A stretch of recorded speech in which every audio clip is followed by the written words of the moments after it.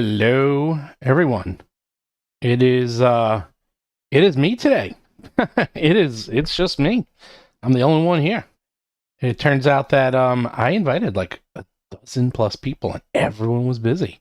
Looks like everyone is going to cons or on vacation or sick or well something. It looks like everyone is just busy. This never ever happens. But in fact, the one I really wanted to get on this show was Derek, since he knows a lot about Magic the Gathering, but he's on vacation in Vegas. So, oh well. Anyhow, welcome to Roll for Combat, and welcome to today's show. I wanted to do more frequent shows now that we just released a whole bunch of things at Roll for Combat. We just released Jewel of the Indigo Isle, our new adventure path for 5e, and Pathfinder. We finished that up. We're well underway with the Battles of Bestiary. We just did the RPG Superstar that launched on Wednesday. So we got a lot going on. Look at that one. So anyhow, so I wanted to go into this topic because I am a huge fan of Magic the Gathering. I'm played on and off many years. I'm a gargantuan Lord of the Rings fan.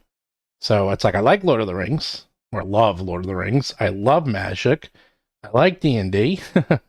Love role-playing games. And I actually know a lot about Zynga. I used to work with them and went to their offices. And a good friend of mine used to work on the poker line, the poker game at Zynga. And one of the things that's fascinating is that Chris Cow, who was turned into the president of WotC. We talk a lot about here about D&D and OGL and all that stuff. And to be honest, don't forget, WotC also publishes Magic the Gathering, and they make a lot more money than D&D right now. So I wanted to go through and explain and take your questions about what is going on, and we are in trouble. It's not going to be pretty. I think it's going to get very ugly, especially after what I just saw. So where are my notes? I had some notes here. Since I'm here all by myself, I'm going to need you guys to help me out and keep me company and ask the questions and keep it going because it's just me. So let's talk a little bit about Zynga, because some people were like, what's Zynga? I was like, oh man, kind of forgot about that. I've got some people here that are young. All right, so Zynga, about 15-20 years ago, they were the kings and the gods of mobile games, and they were just bought out by Take-Two. Zynga, they did Farmville, and they went from, actually, they started with Facebook games and then went to mobile games. And with mobile games, the thing about mobile games is that they have a lot of these like gotcha mechanics, but it's not even they've gotcha mechanics. What they do is that they have all these methodologies about how to raise money using, they use social constructs, and they use the methodology of showing off that you have more than someone else. Okay, I'm just going to use that as the basis. So one thing that's fascinating about mobile games is that you might not play them. I might not play them. I mean, the only game I play right now that's mobile, I'm looking at my phone, is, what do I play? I play one game. I play Marvel Snap. I love Marvel Snap. Actually, I think it's really good. The guy who designed it worked on Hearthstone at Blizzard. So, oh, oh God, it'll take a lot of likes to have me start singing. So the thing about Zynga and mobile games is, okay, you're not even going to believe this. In 2021, mobile games made, are you ready? $197 billion. Billion. They made 1/5 of $1 trillion. It is a huge amount of money in mobile gaming, and it is turning into a very big thing. The thing you need to understand is, how do these mobile games make their money? And this is where it gets kind of sickening, is that 0.15, okay, 0.15% of mobile gamers are responsible for 50% of that money earned. Okay, so we're just going to round it up. I don't have 2022 numbers. I'm sure it's 200 billion because it's only going up. So we'll say 0.15% of all mobile gamers are responsible for $100 billion of revenue, and the other 99.85% are responsible for the other 100 billion. So those big spenders are called whales. Okay, that's actually a casino term. That's where it came from. And whales pretty much prop up a lot of industries. They prop up the casino industry. They prop up, well, the gaming industry, or any industry where you can use status as a method to show off your superiority. And one of the ways to always get that is with money, okay? And I'll give you a perfect example of something that you all know and love. Airlines, okay? Here's a perfect example. There's a lot of articles in this, and Mythbusters did a whole thing. The most efficient way to get people into an airplane, strangely, is to just let everyone go in at the same time, okay? There's also a few other ways where you stagger the rows and you have like certain groups go in, but one of the most efficient ways of all time is to just let everyone go in at the same time. The way we currently do it, where you get the front row first and then the back, it's actually one of the most inefficient ways to load an airplane. It doesn't sound like that big a deal, but think about it. Think about if we made it a slightly more efficient to load airplanes, that would save billions and billions of hours a year, which would make just air flight and air travel more efficient. But they don't do that, okay? Because they need to have status. So the people with first class get to go first, and then business class get to go first, and then gold status and silver status, and then special status, and then seat rows seats number 1, and then group number 1, then group number 2, then group number 3. So that is a perfect example of using money and social status. Okay, so there's an example you understand. Not that you wouldn't understand this, but you know what I mean. This is something that you might see in your day-to-day lives. So the reason airlines do this is so that people pay. They pay to be the first one on the airplane. They pay to be, quote, better than everyone else, and all that fun stuff. So then you have whales that are these people who just spend a huge amount of money, and they play games like, I'm looking here, like Clash of Clans, and there's a thing called pay to win, which is that you pay money to win the game. But here's the thing, and people talk a lot about this. Trust me, I'm going to get to D&D where this all comes to, and I'm not talking about Magic the Gathering, but I'm just giving you a little bit of history on this. So with Zynga, what Zynga used to do is they did a lot of pay to win, but pay to win isn't the only way to succeed. There's something else where you can show off how cool you are by having items that are unique that no one else has.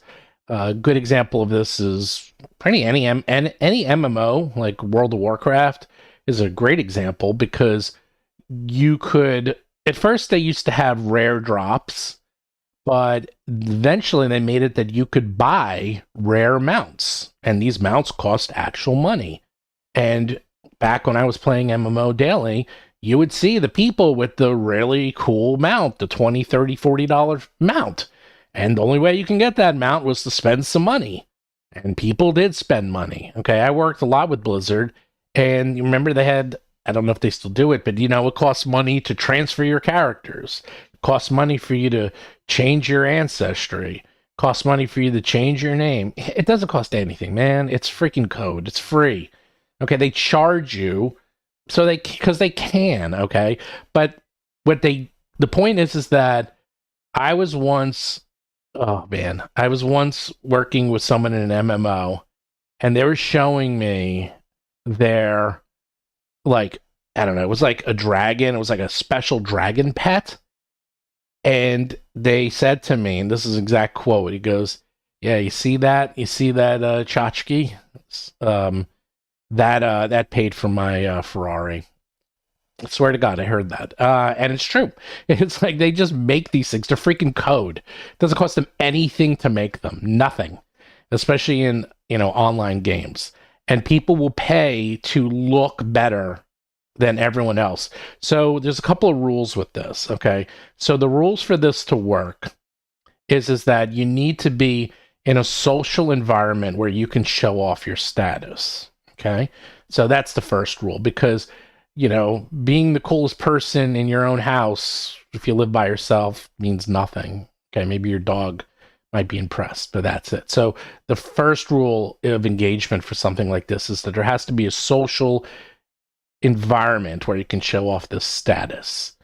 And the other aspect of it is that it needs to be something that's rare or hard to get, either through social status or through money or through, I don't know, loot boxes. Loot boxes is a big deal. They've kind of like clamped down on loot boxes. So what does that mean? So if you look at the latest Lord of the Rings set that just was released today, not released today, released this week, the previews, is that they have, oh man, so it first started out when I was playing Magic the Gathering, you just had cards. And there was different rarities of cards, don't get me wrong. And was it cool status to have the Power 9? Yeah, it is. To have to have the Black Lotus and all the Moxes. Of course it's cool. And back then you can buy it. You can go, I mean, now you can't. I remember people were selling Black Lotus for $60 back in the day. But no one knew what cards were. Believe it or not, the Hive was more expensive than a Black Lotus back in the day. I'm talking this is back in 1994, 93 when it first came out. Anyhow, the thing is that Magic used to just have cards. Then recently they started to make, cards with they used to have regular cards and then they used to have the foils, so it's the same card but a foil, and so people would try to collect the foils, and that was pretty cool. That was fun. Now they had alternate art.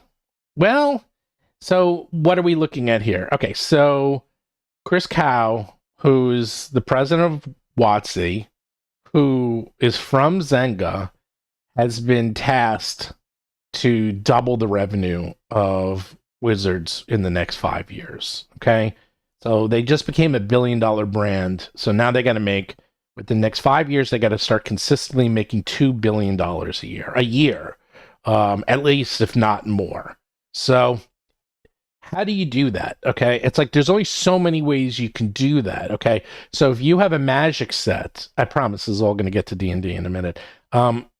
If you have a Magic set that has, I'm just going to say 250 cards, you can only buy the cards so many times. So what do? Well, you make alternates, okay? This is nothing new. They always do alternates. Well, I've never seen this many alternates. You can just go to the magic.wizards.com site right now. They have... Oh my God, do they have a lot? They have, let's see, they have the starter kit. I'm going to look, wait, I'm going to see. They have the collector boosters display. They have the set boosters display. They have the commander set. They have the gift bundle edition. They have the starter set. They have the draft boosters display. They have the regular bundle. They have the jumpstart boosters. And of course, they have the pre-release packs. And some of these cost as much as $500, okay?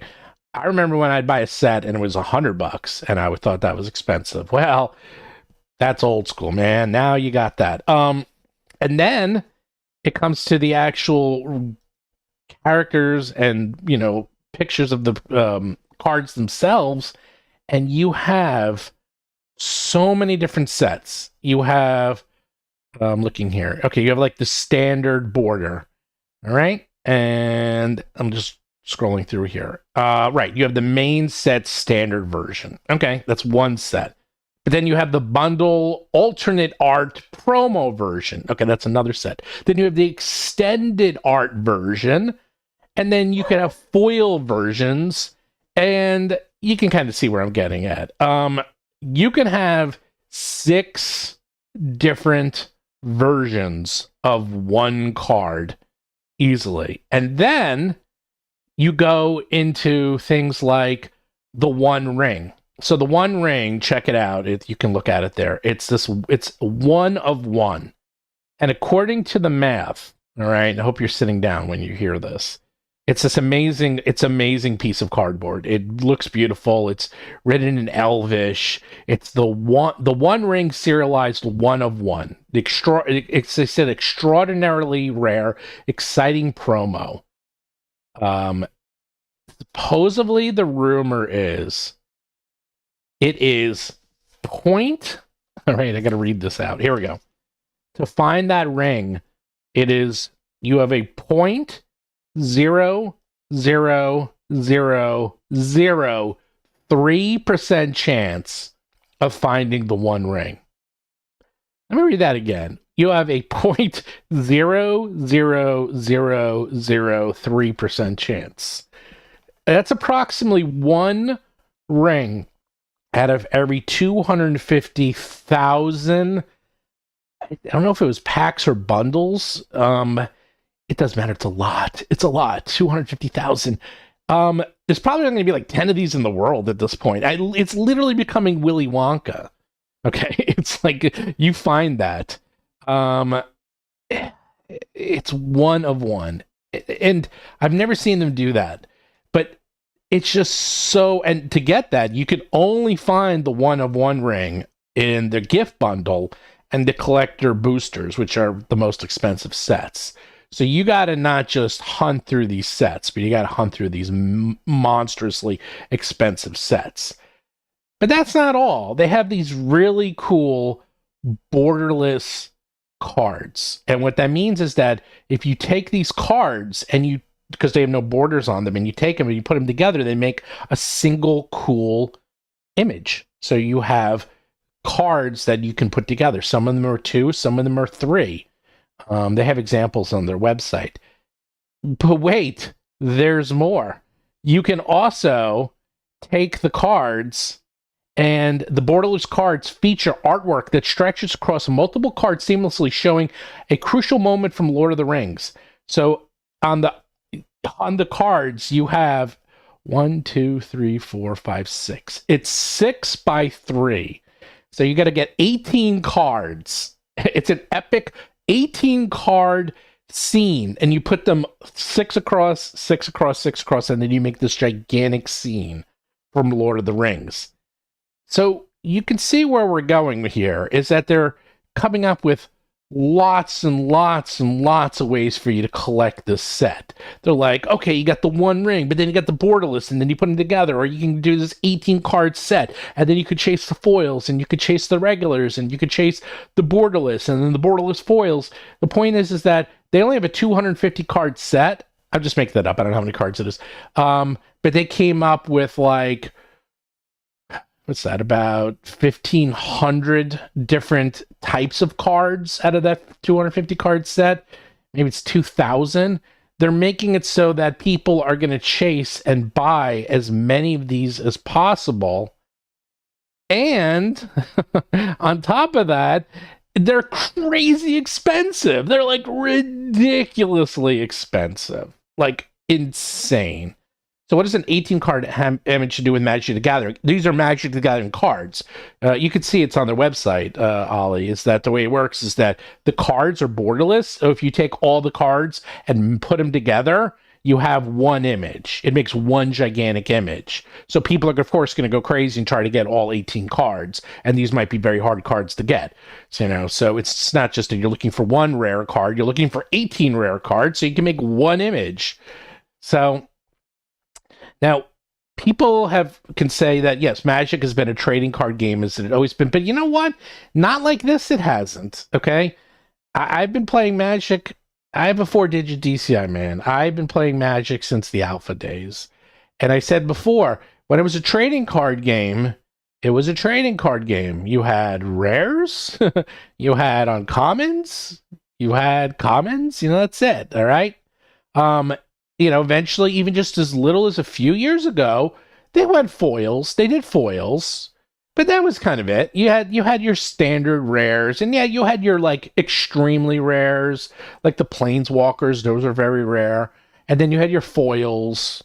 And you're right, it is a collectible card game, but not to this extent. Okay, now they're going full Willy Wonka. Is that they're making it that there's not one type of card, there's 8 types of every card, and each card has its own rarity. So now you're not chasing, and now you're not playing a game anymore. Okay, the whole reason you would have these cards being rare is that they were actually better cards. Like the rarer cards were usually better and stronger cards. And so you would chase them to make your decks better so you could actually play the game and win. Remember, the whole point of this is to actually play and have fun. So let's put that in perspective. If you are playing Magic and you have that 18 card set, does it make you win the game any better? Nope, it does not. Does having foils or the One Ring, which, by the way, the One Ring, it's exactly the same. If you get the special 1 of 1 ring, does it have any different power than the regular standard One Ring? No, they're all identical. They're exactly the same cards. That's the point. None of these cards change depending upon the border. They're all the same card. So why bother printing multiple versions of the same card? Well, to make it so that people buy and spend money and chase these social status and potentially investments, as they think they might be, and make money off of it. Now, who's going to do that? Well, probably the whales. Okay, the whales are these people. As I said, there's not a lot of people who are going to be spending $500 on a pack of cards, but there's a very small number. You only need that 0.01%, or you need the 0.1% of the people who are going to buy thousands of dollars of these cards, and they're all good.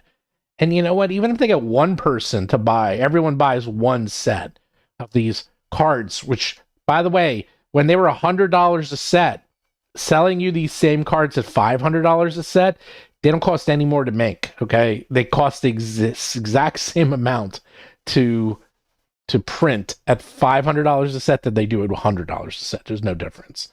Or if there is, it's extremely negligible. But they're making it like, okay, you need to get these cards because they're rare and they look cool, and you need to spend money. And how can you make more money off Magic players? Is that they will make rare cards that all have the exact same power. Okay. So, and by the way, there was a super chat. Rage the Promised Land, $5. So, by the way, do like and subscribe. If you do super chats, I'll run them right away. I was kind of in a thing and I'm by myself. So, I think the $5, I think if the source materials look good, I would buy Magic the Gathering World books. Oh, yeah. Okay, yeah, the World books for D&D. Actually, the Magic the Gathering World books for D&D are very good. The Theros book is excellent. I actually like that book a lot. So, this has happened before. The comic book industry did this in the 90s with all the alt covers. Everyone remembers, well, not everyone, people remember. Oh yeah, they have secret layers too, by the way. So it's just insane. They have like, okay, we have 250 cards. Let's come up with 5,000 variations of these cards so people go crazy and have to try to get them. And the thing is, I've been down this rabbit hole. And then you get these cards and you're like, oh man, I got these cards. They're so cool.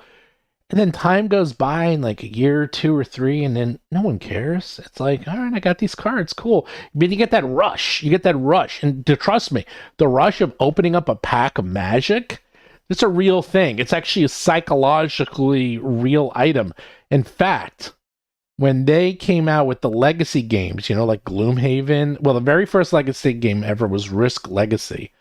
And the reason that came out is because they did all this research onto what is everyone's favorite part of playing a board game. And they came out with the research, and everyone's answer was opening the box. Isn't that crazy? So they're like, okay, their favorite part is not even playing the game or learning the game, or it's opening the game. So they're like, all right, let's monetize that. Let's turn it into a part of the game. And they did. And it was a gigantic hit because everyone freaking loved it. Everyone loved opening the boxes and figuring out what's going on. Now there's a whole genre of board games built around the unlocking of content inside of a board game because it works. So there is something very, very, visceral about opening up a deck of cards. And they even keep that whole animation of opening up the deck of cards. If you play Magic Arena and you open up new decks, they don't just like show you the cards. No, they like rip it open and like show, and they come spilling out, and it's awesome. It's awesome. So what are left for $2? Biggest difference between Magic the Gathering and Eldamon? Well, I'll tell you the difference between Magic the Gathering and Eldamon is that it doesn't cost you anything to get an Eldamon. The Eldamon are we don't have like anything. In fact, we are coming up with a card game, but the card game is going to be, I know I can't use this term, but it's a living card game. When you get the set, you get the whole set. So like if you get the fire set, you just get it. You get all the cards. So everyone gets all the cards. You just buy sets. You don't have to collect them. There's no rarity of the cards. So, and it's really just a game of skill as opposed to who has the quote better cards. We'll get more into that as we get closer to the Eldamon card game, but it's a pure skill-based game where you can choose, okay, if I'm playing fire and someone else is playing ice, they each have different play styles, and then you can choose any of the cards from that set and play. So that's the difference. Basically, in any collectible game, there's basically two ways you can do card games. You can either make them collectible, or you can do prearranged sets, and then you could just mix and match the sets, like Lord of the Rings does that for Fantasy Flight and so forth. So that's the difference. And then for the Eldamon in the role-playing aspect, you don't have to pay to get, these rarer Eldamons. For the first book, everything's in there. It's really up to your game master. In fact, there's going to be tables. The way it works is that when you find an Eldamon, because we do have rarity for Eldamon, you roll. And then it's just a 1D100, and then wherever it is. But we're going to have options in there that if you don't want to roll, you can just choose it. It's like you can do whatever you want, That's really the big difference between the two. I'll get into that in a second. But yeah, someone said there's a guy offering $100,000 for the one ring, the 1x1 ring. Yeah, because you have to buy, if it's 250,000 packs to find the one ring, $100,000 might be cheap to get that because the chance is so rare to get it. So where does this leave us? So I've been saying this for a long time now, is that this is the direction that WotC is obviously going. We don't have to, it's not even a question, okay? That's the first established fact, is that WotC is leaning very, very heavily into this collectible mode where you gotta catch them all. You gotta get every single type of card.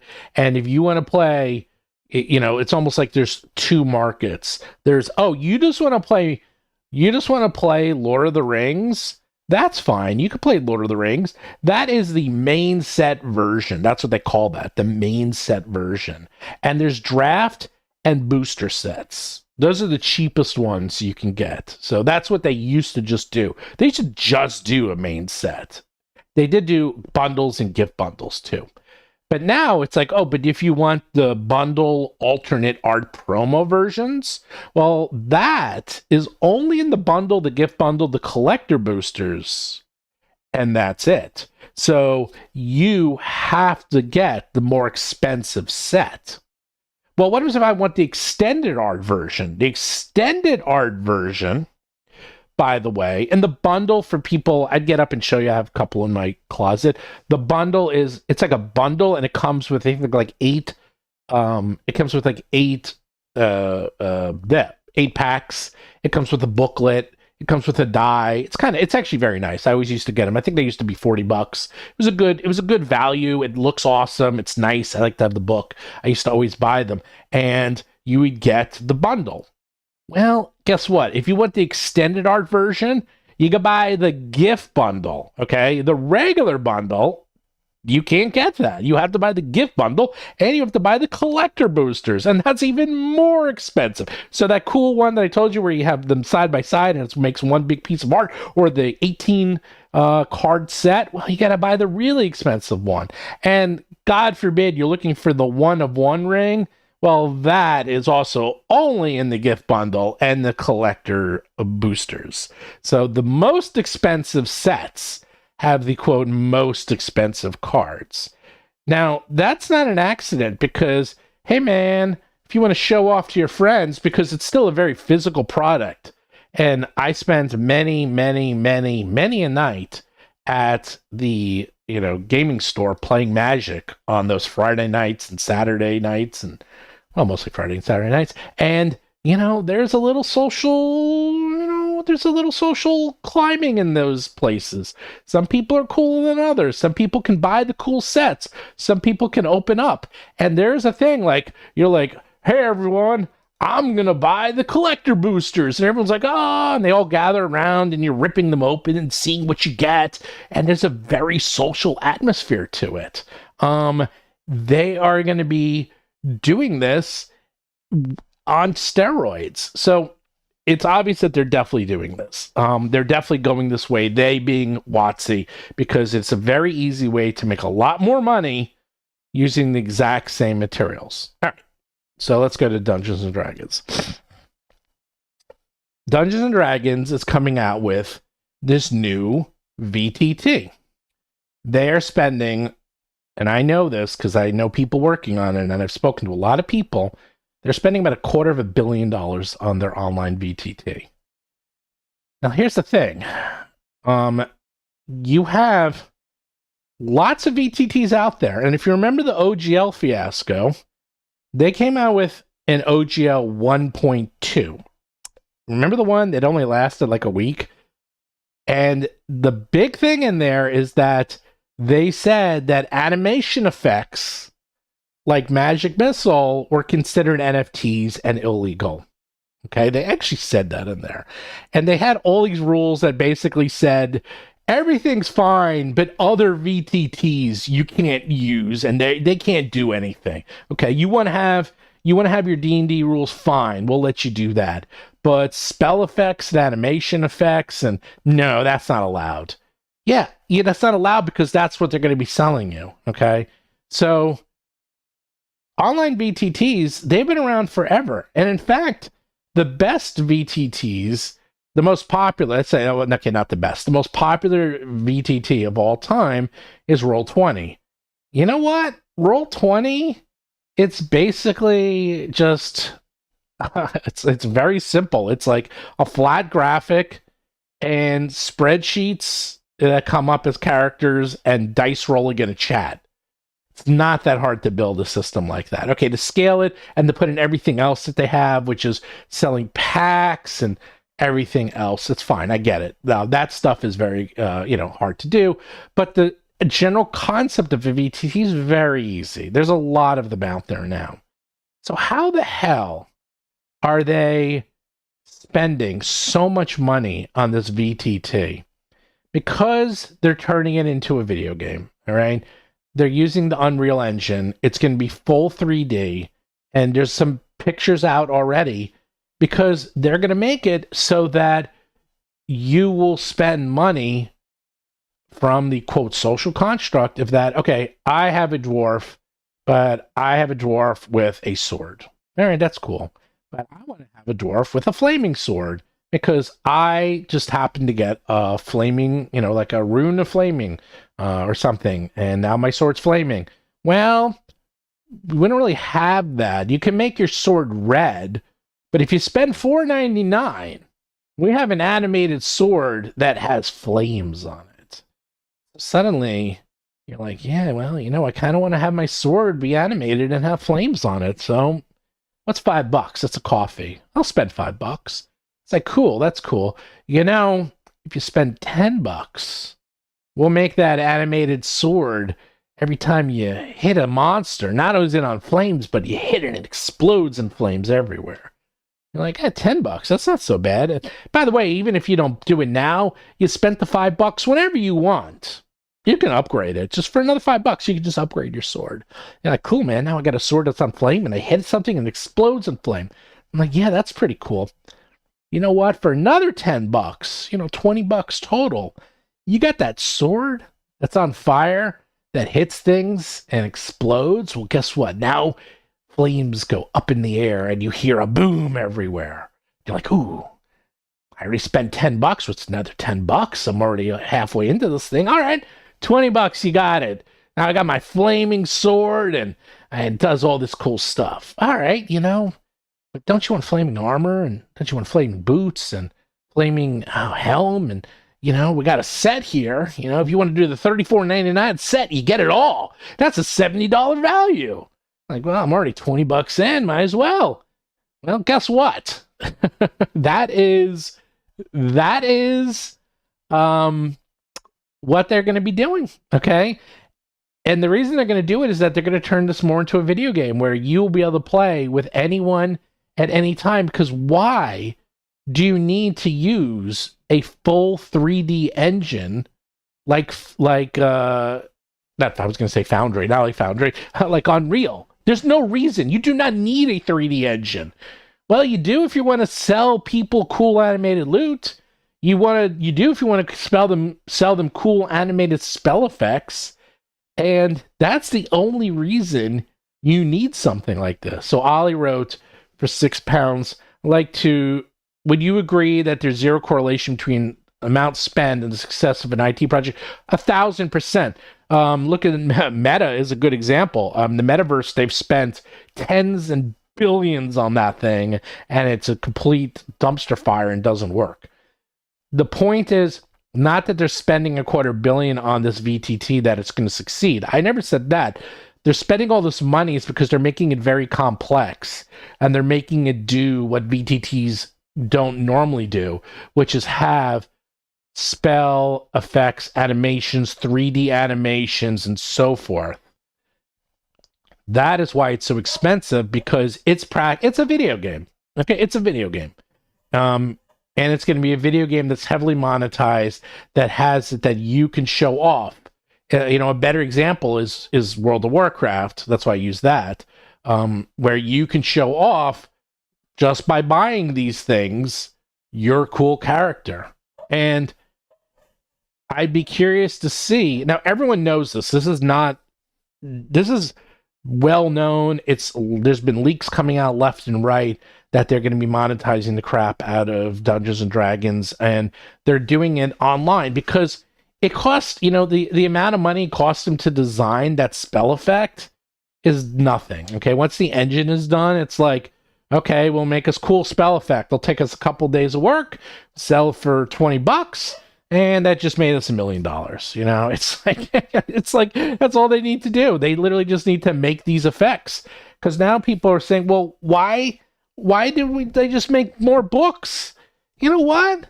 That's a lot of money. It's, how hard it is to make these books and then translate them into multiple languages and print them and ship them, and you got to then split your money 50-50 with these game stores. So suddenly your $50 book, you're only getting $25. And don't forget, you lost all that money when you printed it and shipped it and translated and created it. Or we can just make an animated spell effect that takes us a couple of days, and we get 100% of the money, and it works in every language, anywhere in the world. Well, I wonder how we're going to, I wonder what direction we're going to be going in. Yep.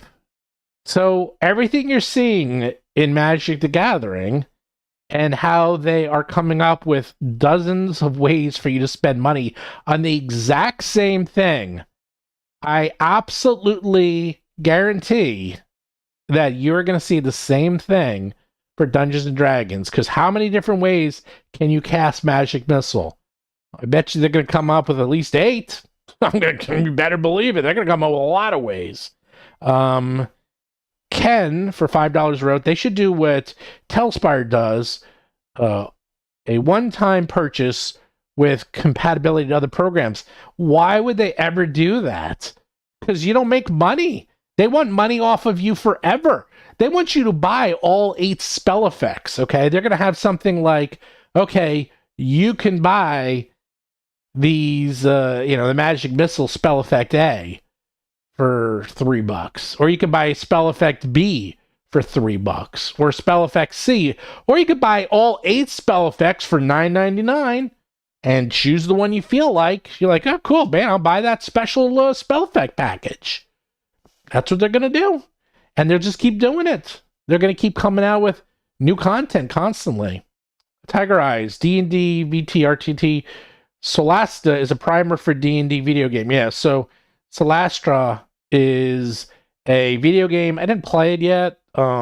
It's a video game that uses loosely the 5th edition rules. It's supposed to be pretty good. It's supposed to be a little clunky around the edges, but it's supposed to be really good.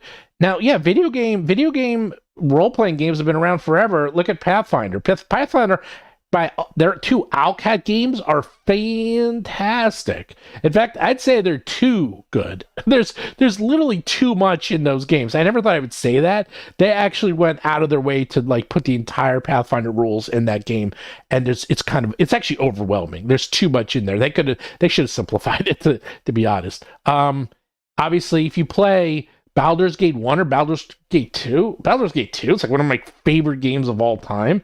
I can't wait for Baldur's Gate 3.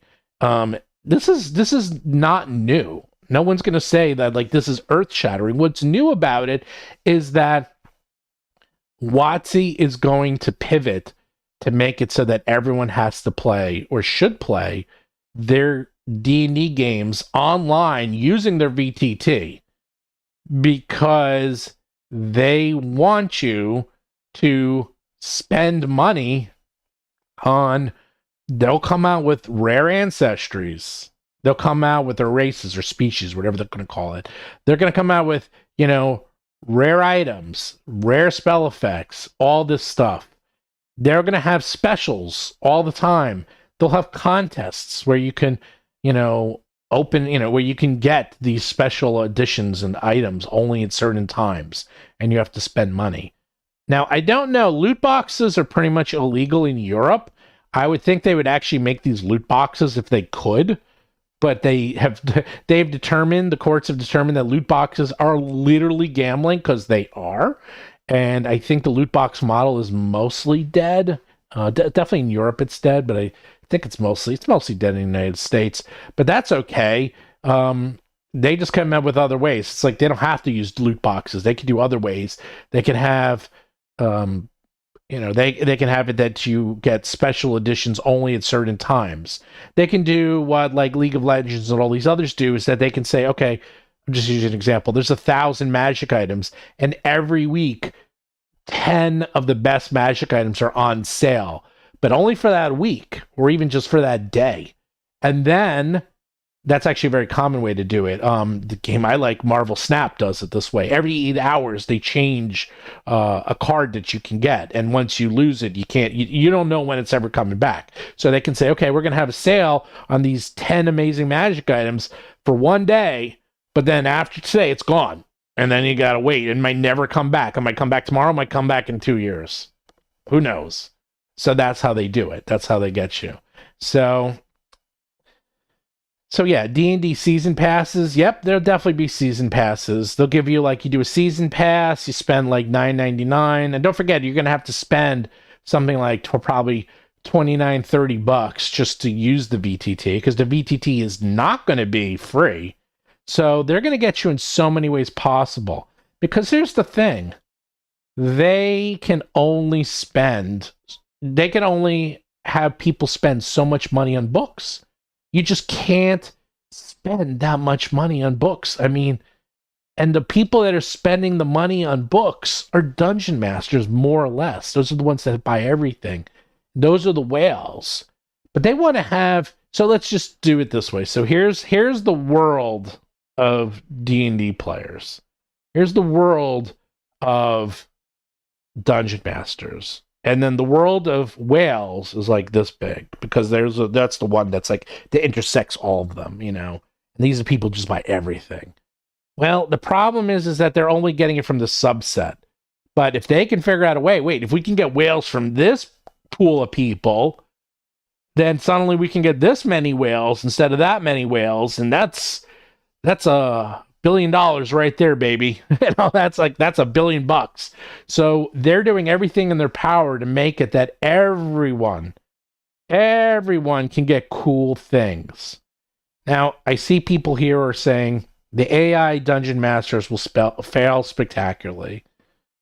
No, they will not. Because it's called a video game. We already have AI dungeon masters. We've had them for 20 years. They're scripted video games, baby. Okay? And that is going to be part of the D&D experience. Neverwinter Nights, which came out like 20 years ago, you can play it as a single-player video game. You can play with your friends, and you can even script pre-made modules and play those. Okay? This has been around for 20 years. This is not new technology. They can use some of the cool AIs to help assist and make DMing faster and easier. But they're not going to have DMs be the roadblock that they are now to their money. They're going to make it that anyone can play. Mitros said $5. No message. If you meant to send a message, send it again, and I'll read it out. That happens a lot to people who haven't done it before. They accidentally super chat without sending a message. Anyhow, so yeah, I mean, Warhammer has been pretty good at this. Now, how do we know that this is kind of happening? Well, just this week. So what's happening in the Magic world is people are kind of revolting against this Lord of the Rings set. And they've been saying that they are just going to print out proxies. Because here's something you can do now. Don't tell anyone this, but you can actually lay out your own cards and send them off. You can either print them on your own, but if you want really nice proxies, there's places in China that will print out proxies for you that are pretty damn good. They're not exactly the same as Magic the Gathering cards, but they're pretty damn close. And they do not cost that much. And they will print them and ship them to you. And a lot of people who just want to have these cards and just play with them, well, guess what? They're starting to talk more and more because they're like, this is crazy, man. I want these cards. I'm not going to spend $1,000 looking for them. I'd rather spend, I'm just making this up, it costs $300 to print up a couple hundred proxies. I'm like, screw it. Instead of giving thousands of dollars to WotC, and I'll probably only end up with like 5 of these cards, I'll give $300 to China, have them print them, and send them over. And then I'll use those because I'm just playing with my friends anyhow, and I'm not going to sell them. Well, guess what? WotC is scared to death of this because they've been sending out cease and desist letters all week to these proxy printers and these proxy sites because they don't want them to do this. Okay? They didn't even care about this a couple of years ago because here's the thing. Most of the game was you playing in tournaments with other people. So you couldn't use proxies, okay? It was illegal to use proxies. So what you would do is, you would buy the cards. And they weren't that expensive. You do, I did draft. I do draft personally. You spend $15, you get into a draft, you get 3 packs of cards, you keep them all. Well, you get to trade them with other people. You get to keep the cards you have. Maybe you get some cool cards. You get some prizes at the end, and it's fun. That's what I used to do. Or you play in tournaments, and it's fun. Yeah, but you know what? People are not going to be playing with these $500 sets of cards anymore. It's becoming something very, very different. It's not even a game. It's becoming a collectibility. It's becoming something that's just a collector set. So now people are saying, well, I want to play with these cool cards, but I just don't have the money, or nor do I have the patience to chase them, and nor do I want to. So I'll just print up proxies. And a lot of these people, because it's a social game, know each other, and they'll go in together. Maybe everyone will throw in $100 to get a whole bunch of proxies printed up. And then they just play with their friends. Yeah, they know they can't bring them to tournaments. Who cares? They just want to play with the cards. Because remember that, it's an actually game. So that's what's happening. Now, with the D&D model, they love this even more because if they control it and they control this VTT, because this is what they're scared of. They're scared that they're going to come out with this and it's going to be very successful. And then Roll20 and Foundry and all these other VTTs, they like, wow, this is so successful. We'll do it too. Because guess what? It's cheap as hell. It doesn't cost them basically anything. Okay, I've been coding for 35 years. Trust me, I can come up with an animation for a flaming sword in a couple minutes. Especially if you have an engine built for this.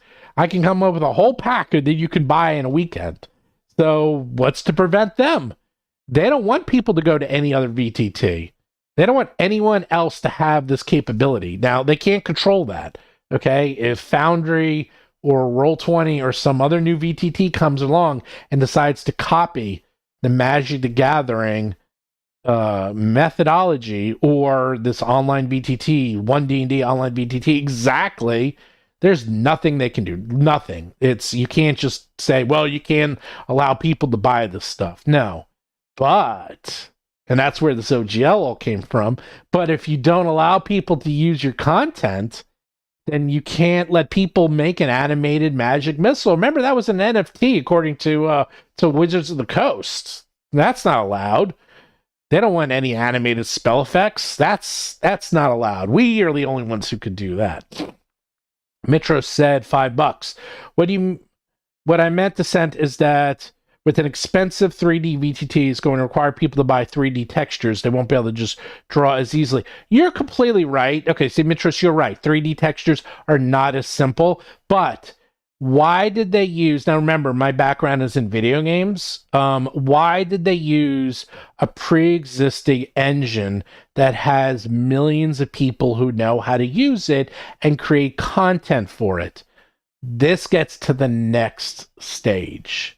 Is if they're really crazy and nefarious, which I think they are, is that they will make a marketplace where people can come out with their own textures and their own animated spell effects and sell them, and then Wizards gets a piece of that, whether it's 20, 30, 40, 50%. Because there's a lot of people out there who know how to use the Unreal Engine.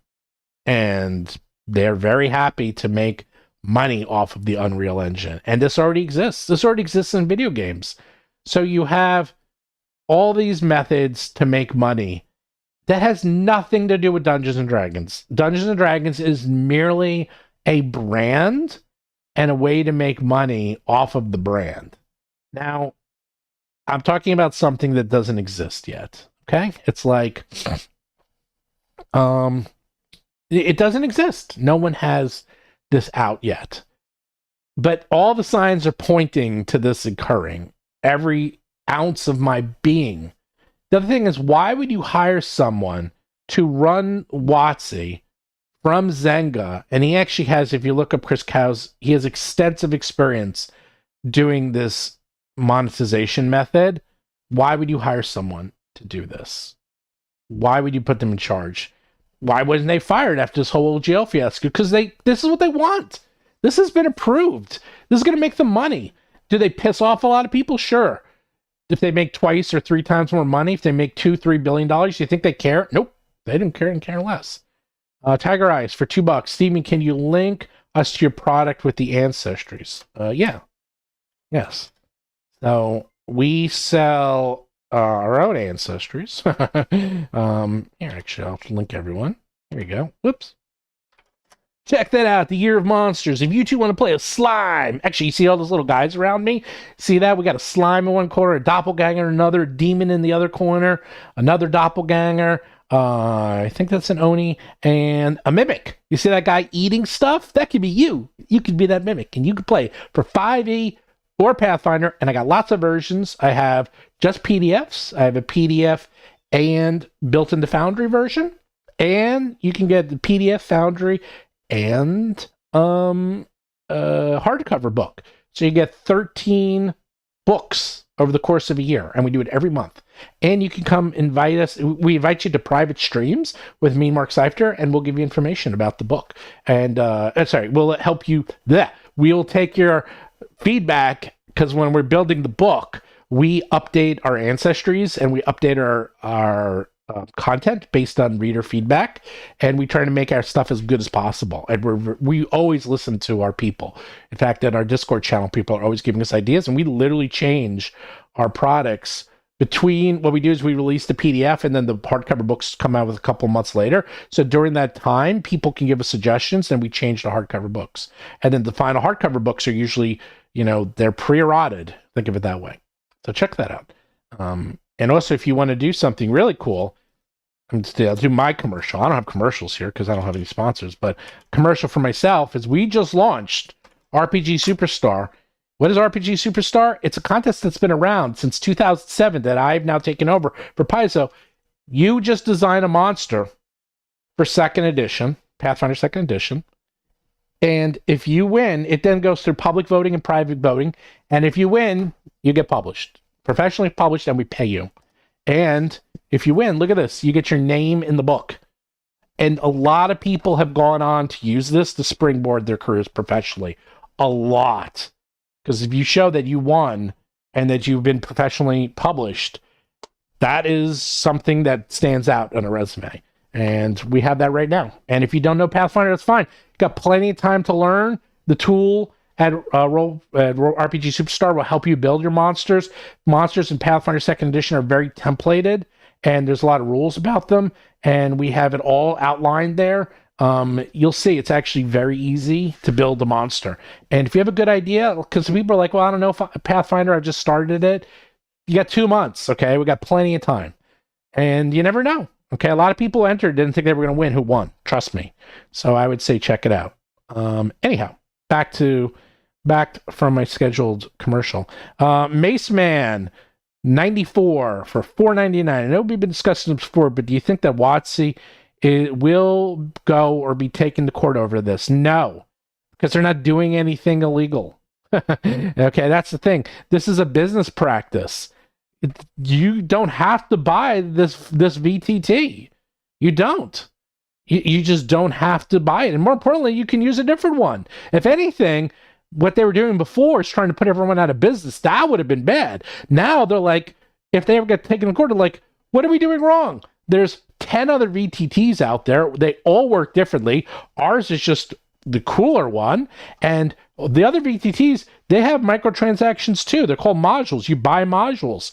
And guess what? If you look at Roll20, hold on a second. You can buy token packs. You can buy backgrounds. You can buy all this stuff. They're pictures and they're two-dimensional, but you can buy them. How is that different? This is not new. Okay, everything I'm explaining is not new. The problem with it is that they're going to do it. Like, look at Magic the Gathering and look at the level of monetization for one set is so mind-boggling.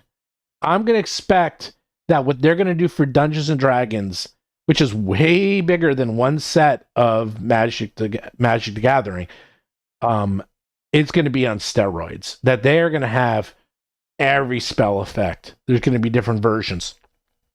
Sure, they'll give you the owlbear, but if you want the owlbear, like they'll give you an owlbear that's brown, okay? But in the D&D movie, the owlbear is white. Well, if you want the D&D version of the owlbear, that's $4.99, okay? And if you want the special rainbow owlbear, that's $9.99. They're going to have different types of beholders. They'll have different types of mind flayers. They're going to have different types of every single thing in the game so that you can show off how cool you are, and then you can show off to your friends and other people that, hey man, check it out. How cool is this? I have the coolest monsters. You want to play my games? So there's the other social interaction aspect is, Tiger Eyes, what did you send me? You sent me something? I have no idea what you just sent me, by the way. Did you mean to send that to me? I guess not, as you just deleted it. Anyhow, what I was saying is that, wait, he did send me. What is that, Tiger Eyes? I have no idea what you're sending me. Anyhow, let's see. Oh yeah, right. If you want to be the honor among thieves, owlbear, it'll cost money. So they're just gonna go crazy, man. They're gonna go crazy. They're gonna monetize the crap out of it. Every single thing's gonna be microtransaction. And here's the problem with this: is that it's gonna work. Okay, this is the thing. As long as this, it's probably gonna work. If you can play the game by yourself, or with friends, or a group like an MMO, you'll probably play the game. If you can buy cool things, maybe you'll buy a couple things. Maybe you'll buy that cool sword, okay? Maybe you'll buy that cool item. Maybe if you're a whale and you're really into D&D, because there's a lot of people who are, you'll buy an entire monster set of rare collectible monsters you can't get anywhere else for $99. Maybe you'll buy some other... They're going to have sets like that. They're going to have all the monsters in Bestiary 1, or in their case, Monster Manual 1. You'll get all the special versions of them for $100. They'll have some 99.99 version. I guarantee it. And yeah, you'll buy them. You'll buy them, and people will. Tiger Eyes, you keep sending me stuff and then deleting it. I have no idea what you're sending me. I see, yeah, people like Christmas Beholder, St. Patrick's Day Beholder, Valentine's Day Beholder. You better believe it. That's another thing. You do timed exclusives. That's another big one. So you have, a beholder, right, a Christmas beholder. You missed out on it. And then other people will use it.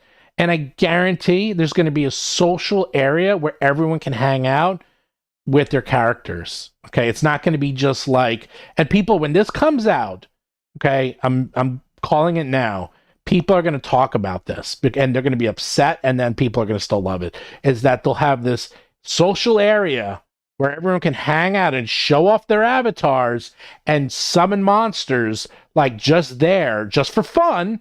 The monsters just the way you used to summon mounts. They'll have like, here's my mind flare, here's my beholder, and maybe they'll come up with some new spell. They'll invent something, and that it's a big social area that you could show off and hang out with other people. And then when you go off on an actual adventure, well, the adventure itself is like where that you actually play. But that's not what they're going to make the money. They're going to make the money of everyone hanging out and becoming a social construct of being a hangout area for people. And then you could also go play adventures.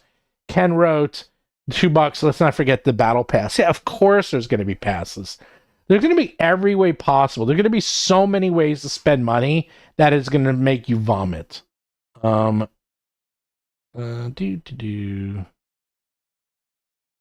Wait, let's see. Invoice greetings. I'm sorry for blah, blah, blah. Anyhow, I don't know what you're sending me, Tiger Eyes, but I'll take a look at it.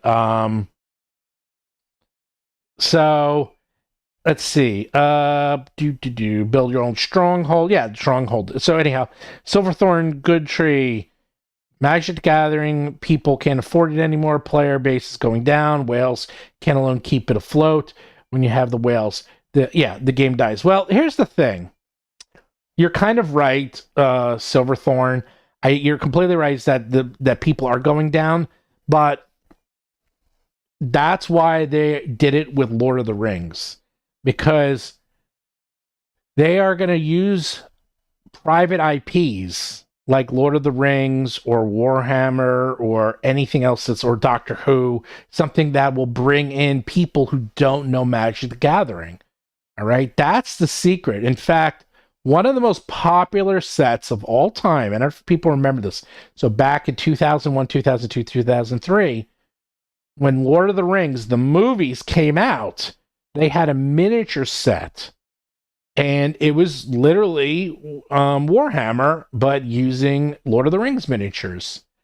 That set sold freaking gangbusters. I saw that set everywhere. Everyone was selling that thing. It was selling out the wazoo. And I guarantee that 99% of the people who bought those sets probably never even opened or played it. But if they got first they sold them, and so they made money. But better yet, if they got a couple people who tried it out, and then that exposed them to the world of miniature wargaming, all the better. Then you just got a new player. You got a new player who will start playing Warhammer. So think of it this way. You're completely right about Magic, is that it's going down, That's why they have sets like wait, hold on, I got a whole bunch of order. Yeah, so anyhow, you have sets like you have sets coming out like Lord of the Rings because people who are into Lord of the Rings will buy it. Or people, remember, Magic's been around 30 years. People like me, I play on and off. You know what? I'm getting the itch. I probably am going to buy a couple of sets just to do it. I'll probably try to self-control and not do it. But it's pretty freaking tempting to buy a couple of those sets. But better yet, you have someone who's 15 years old who's never played Lord of the Rings before. Sorry, who's never played Magic the Gathering. And they want to check out Lord of the Rings because they love Lord of the Rings. So, hey, this is a good time. This is a good opportunity to get into it and see what it's all about. And maybe they get into Magic. So suddenly they are replacing players and they're finding new ways to replace the players by bringing them in through other methods. That's why they're doing this co-branding. When they started down the line, when they came out with the D&D brand of Magic, I was like, oh, baby. And then it was their best-selling set of all time. I was like, here it starts. We're going to see every single co-brand set you can ever imagine. Now, it takes about 2 years for them to actually design the cards and for them to come out. Because remember, the D&D line, that's where it came out about like 2-3 years ago. And it was such a big success. I guarantee in those offices, they're like, okay, huge success. Let's go crazy. They got to go out, take some time to sign the contracts. They got to get in production cycle. They got to get into the schedule. So right now, we're finally seeing all those sets coming out. The Transformers sets, the Lord of the Rings sets, the Doctor Who sets. Every single one of these sets is going to be coming out. And Magic purists are going to be all up in arms, and I guarantee they're still going to buy them. Boy battles for $5, right? If they do it like Magic the Gathering, their arena, where they sell monster packs, where you have a chance to get limited edition monsters, basically loot boxes. Yeah, the thing is that they're not loot boxes for Magic the Gathering because Magic the Gathering has an established model of loot boxes. Okay, so that's the weird part, is that they don't have to follow the exact same rules. And also, loot boxes are a video game thing, but if you buy those blind boxes, those blind boxes where you can get, they're boxes that they sell at, stores, and you could only get like a special version of a character, like a plastic character, and only say 1 out of every 30 boxes has it or something. And that's completely legal. Those are totally legal. What made it a problem in Europe is that not only were they loot boxes and they were using gambling mechanics, actually what got them in trouble in Europe is they kept saying publicly to Congress and Parliament and all these places that they're not loot boxes and they're not gambling. They would call them something else. I forgot they had these really complex terms they called. Now, why do you care? Well, because if it's gambling, the rules are very different on how you advertise and who's allowed to do it. Okay, kids aren't allowed to do it anymore. If it's gambling, suddenly it's an adult product and there's all these regulations around it.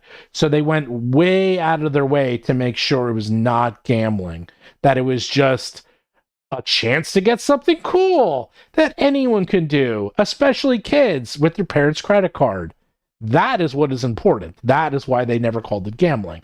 They lost, and by the way, the funny thing is they're like, it's not gambling. But then if you looked at the meta information and the way they advertised it, every single meta tag was gambling. Like, it's all it was gambling. Like it's not gambling, it's not gambling. But don't look at all the ways we're advertising it, the places we're advertising it, the meta information, the keywords. Every single one of them was a gambling keyword. It was like, yeah, it's not gambling, it's totally gambling. Tiger Eyes for $2. WotC, how to destroy games, make it all about the money. You know what? The thing is, I can't hurt them. I can't say anything bad because look, the reason they do this is to make money. Okay? That is, oh, surprise mechanics, right? That was the term. I couldn't remember it. That's what they used to call it. It wasn't loot boxes. It was surprise mechanics. Oh God, I love that. That's actually a great term. It's such a bad term. I love it. Booster packs or gambling can be termed. You know what the thing is? Booster packs have been around. See, they're going to probably lose. They being the government will lose that argument because they've been around for so long. They can say baseball cards, which have been around since like the 40s or something. You know, like there's a long established history of buying packs of cards and having rare, uncommon, common in there. Okay. So there is this long established history, and it's going to be very, very hard for Congress or Parliament or anyone to try to rein in Magic the Gathering or anyone who sells booster packs. The problem is that online, when they were doing it, it was just everywhere too. That was the other. It was everywhere, and you weren't always getting a rare item. And the bigger thing about it is that they could cheat. All right, that's the thing. Like, I don't know if you remember, it's like these poker sites that were all shut down like 15 years ago. It turned out that all these online poker sites were only owned by like 5 companies. So there was like 1,000 online poker sites, but they're all owned by these like 5 companies. They even though you thought you were competing, they all owned it. And they were giving their best players secret tools that allowed them to see their other people's hands. So it was like, why do these best players continuously win? Because they were literally cheating. And that's where it gets to these loot boxes and anything digital online, because it's like, well, how do we know they're not cheating? And they would say, well, it's not gambling, because as soon as they turn into gambling, a few things happen. 1, you can't do it with kids anymore. 2, you got to limit how you advertise it. 3, you start getting regulated. Gambling industry is heavily, heavily, heavily, heavily regulated, at least in the United States, because it has to be fair. Like if the odds on a slot machine are, I'd say 1 in a million to actually win the jackpot, it has to be 1 in a million. They can't change it. It has to be. And all the machines are digital now. So, you know, in the old day, it was actually just actual wheels that would spin, and they could, you know, using the cogs, they can figure out it would show up only 1 out of a million times. But now, because it's all digital, the regulation's even stricter because they can know exactly when someone's going to win, and they have to make sure that they abide by the rules, because they can say, oh, it's 1 out of a million, but then no one ever wins, you know, things like that. Anyhow, I'm going kind of a little bit off topic, but you get an idea of like why they do this sort of stuff. So, all right, you have like Kinder eggs. You can see once you start thinking about it, there's lots of these mechanics out there, but who wants to play D&D in a world where you're not playing D&D anymore? It's going to be, hey man, I got the coolest monsters, and I got the coolest armor, and I got the coolest sword.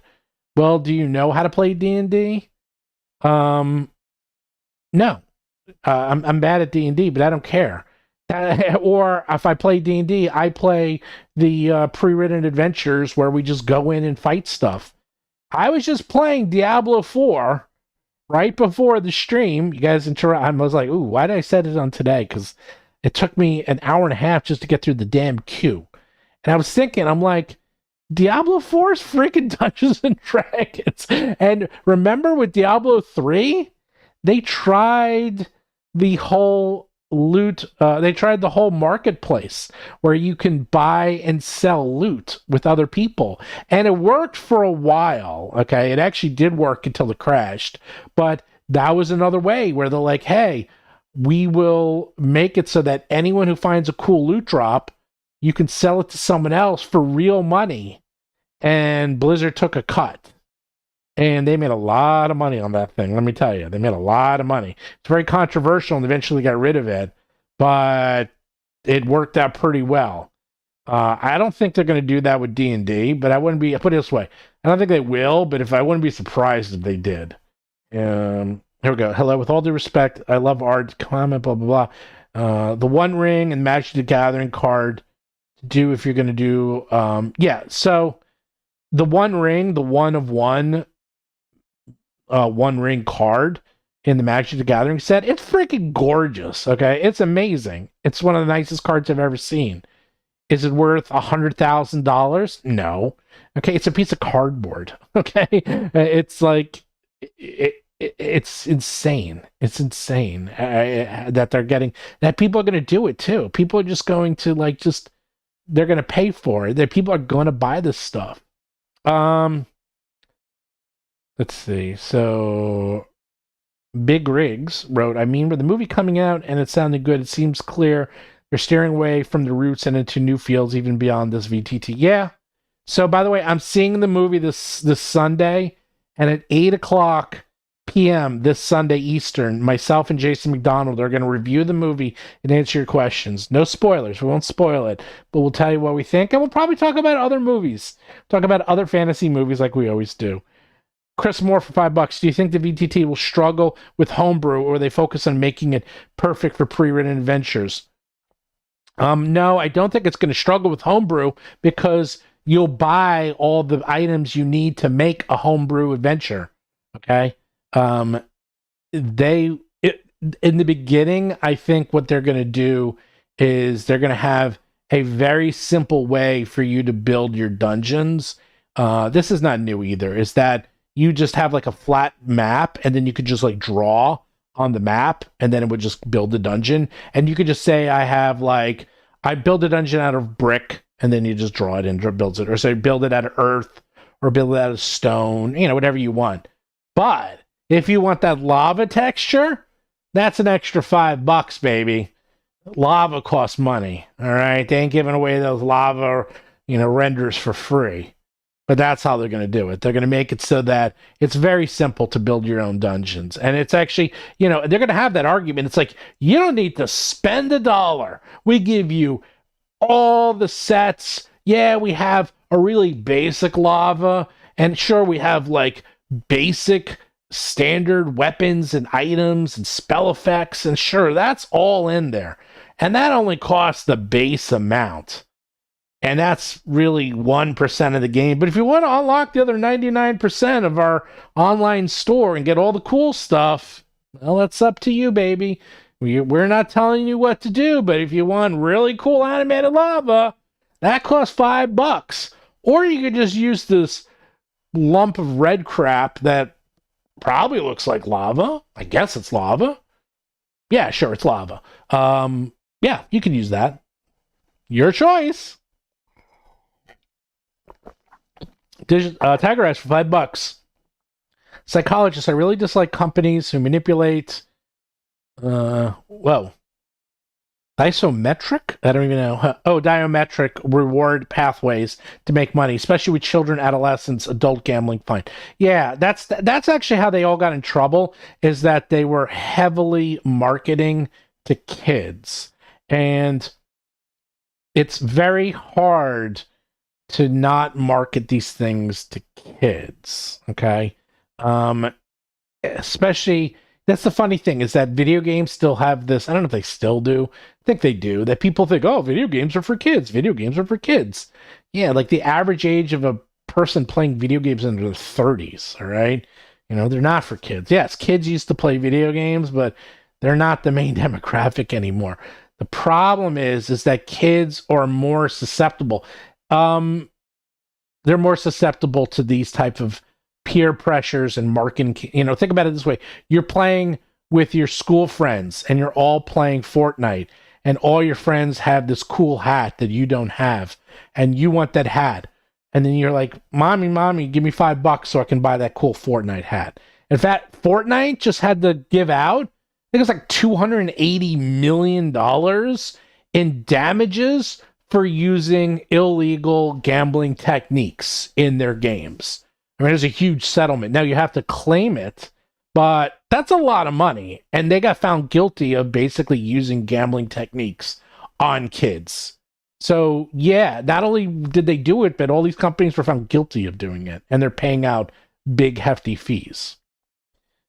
Like a $5 for searing the flesh off your bones lava effect. You better believe it, baby. So, what does this mean?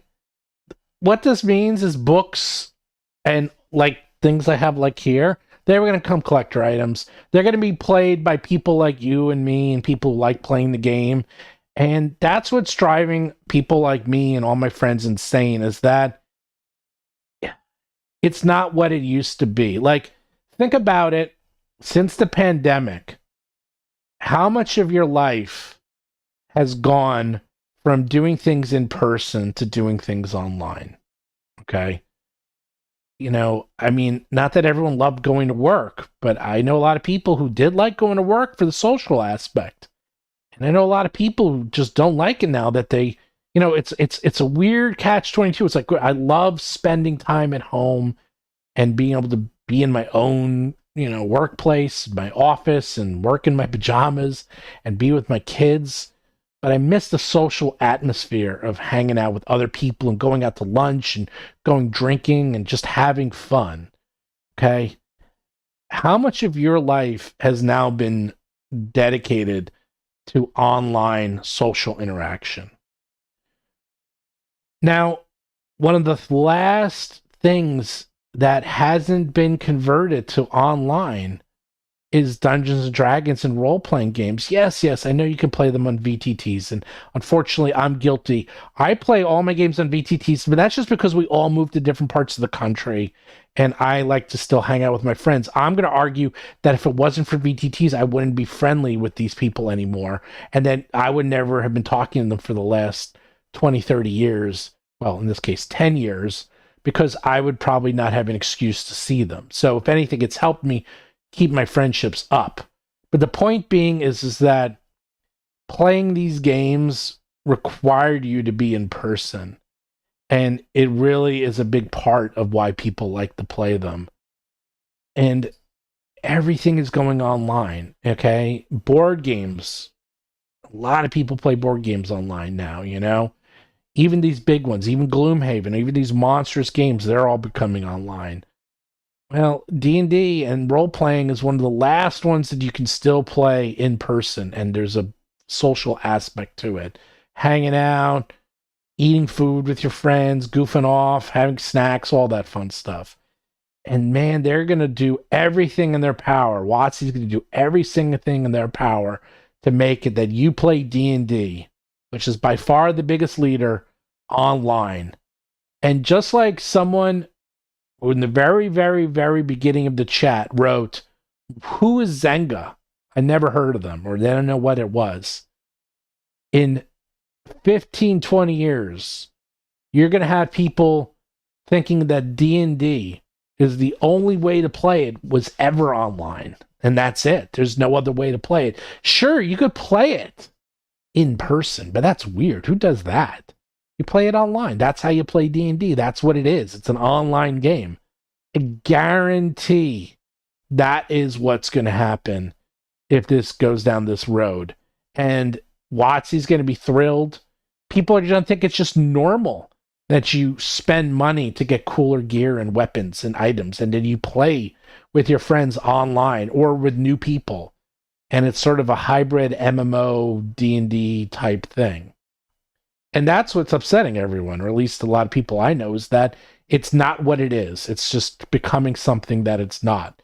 And it doesn't need to go this route, but WotC needs it to go this route for them to make billions of dollars, because they're done. There's no more money to be really had with D&D in its current form. They can only sell so many books. They can only translate them to so many languages and ship them across the country and then send them to places that sell games. Even if they do them on Amazon, it's like there's just so many. You just get the way to make money is too slow. Okay, they just can't make money fast enough, or they go online and they only need a couple hundred people to run this, and they can make billions of dollars and continuously grow the game with a very small number of people, and that is what's going to happen. And it's kind of sucks. People are saying that playing online is the best thing that ever happened to me. You know what? I'm going to say it too. Online is actually one of the best things that ever happened to me too. I We used to play D&D. We all lived in Manhattan, and we used to all play D&D 3.5 Age of Worms at my friend's place. And then we all started to move away, and then we would drive in and go see my friend, and we'd hang out.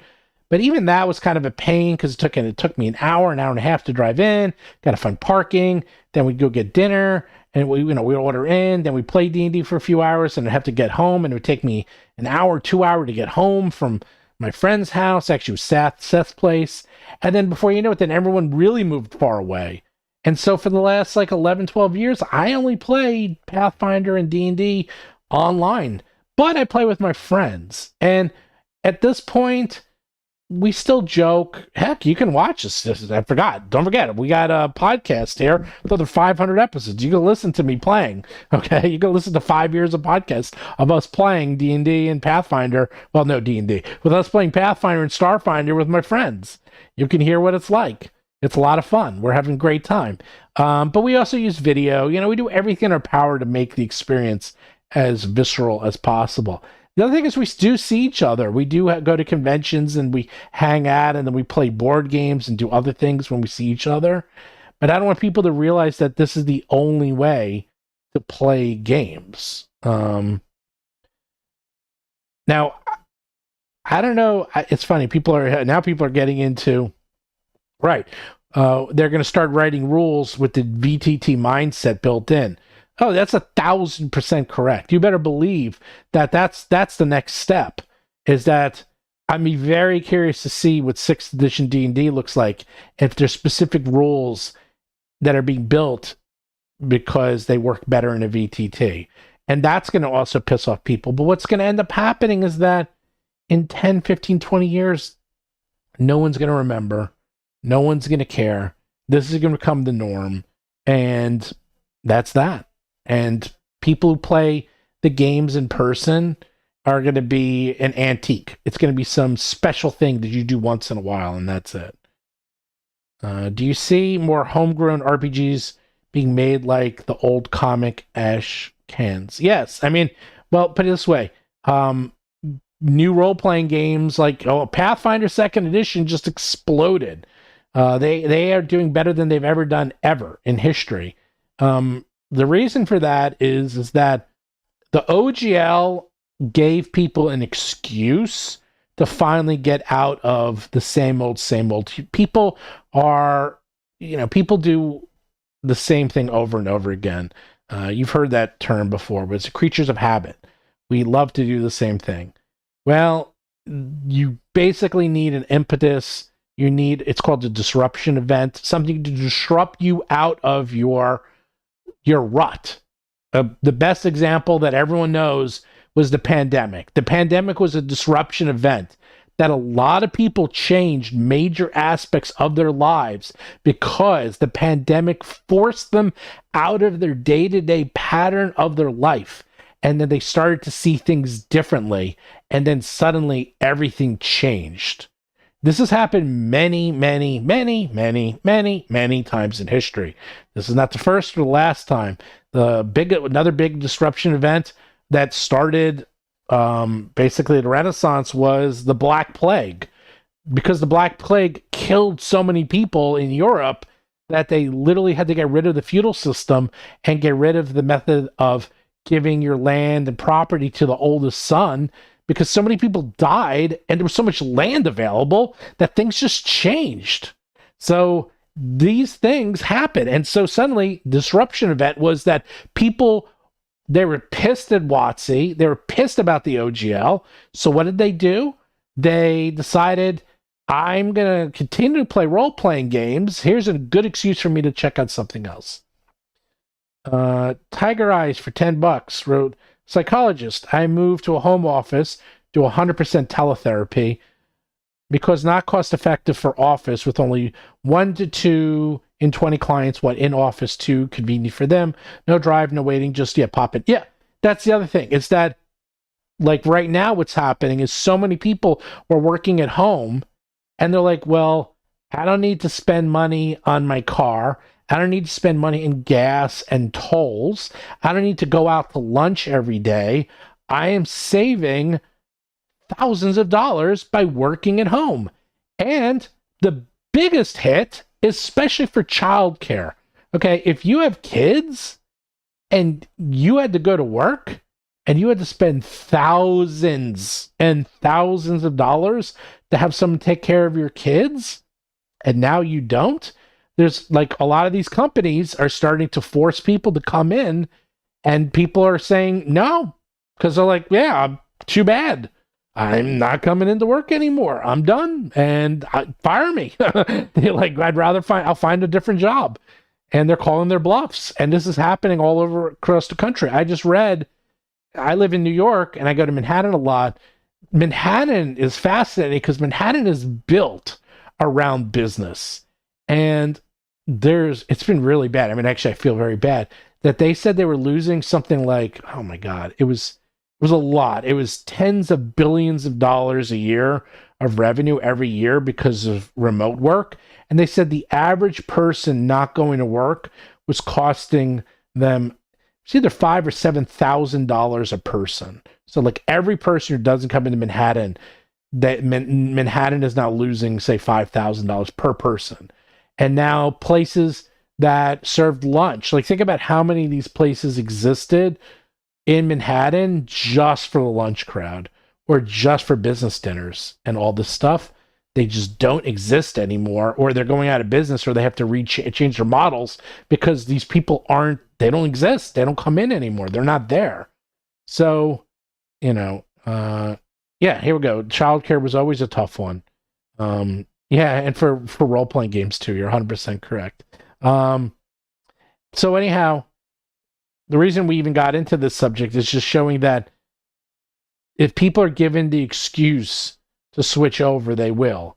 So now they're going to have 6th edition, and they're going to get One D&D, and they're going to do everything in their power to make this online transition as smooth as possible.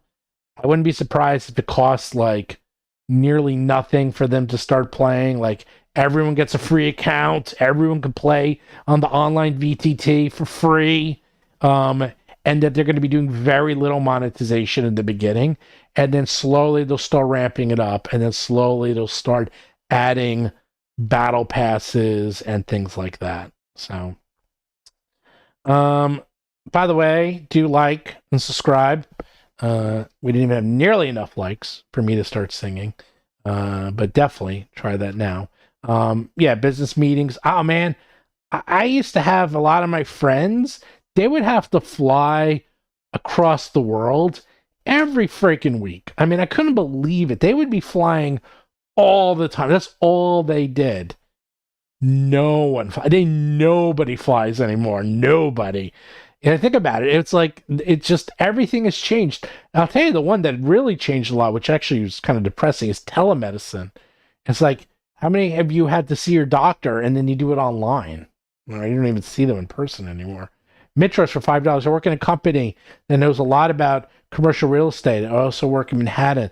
The office sector has been completely disrupted because you don't need it. Because, I mean, Manhattan real estate, I had an office in Manhattan back in the day. It was expensive. I mean, it was cool. It was fun. And I liked having it. But holy crap, was it expensive.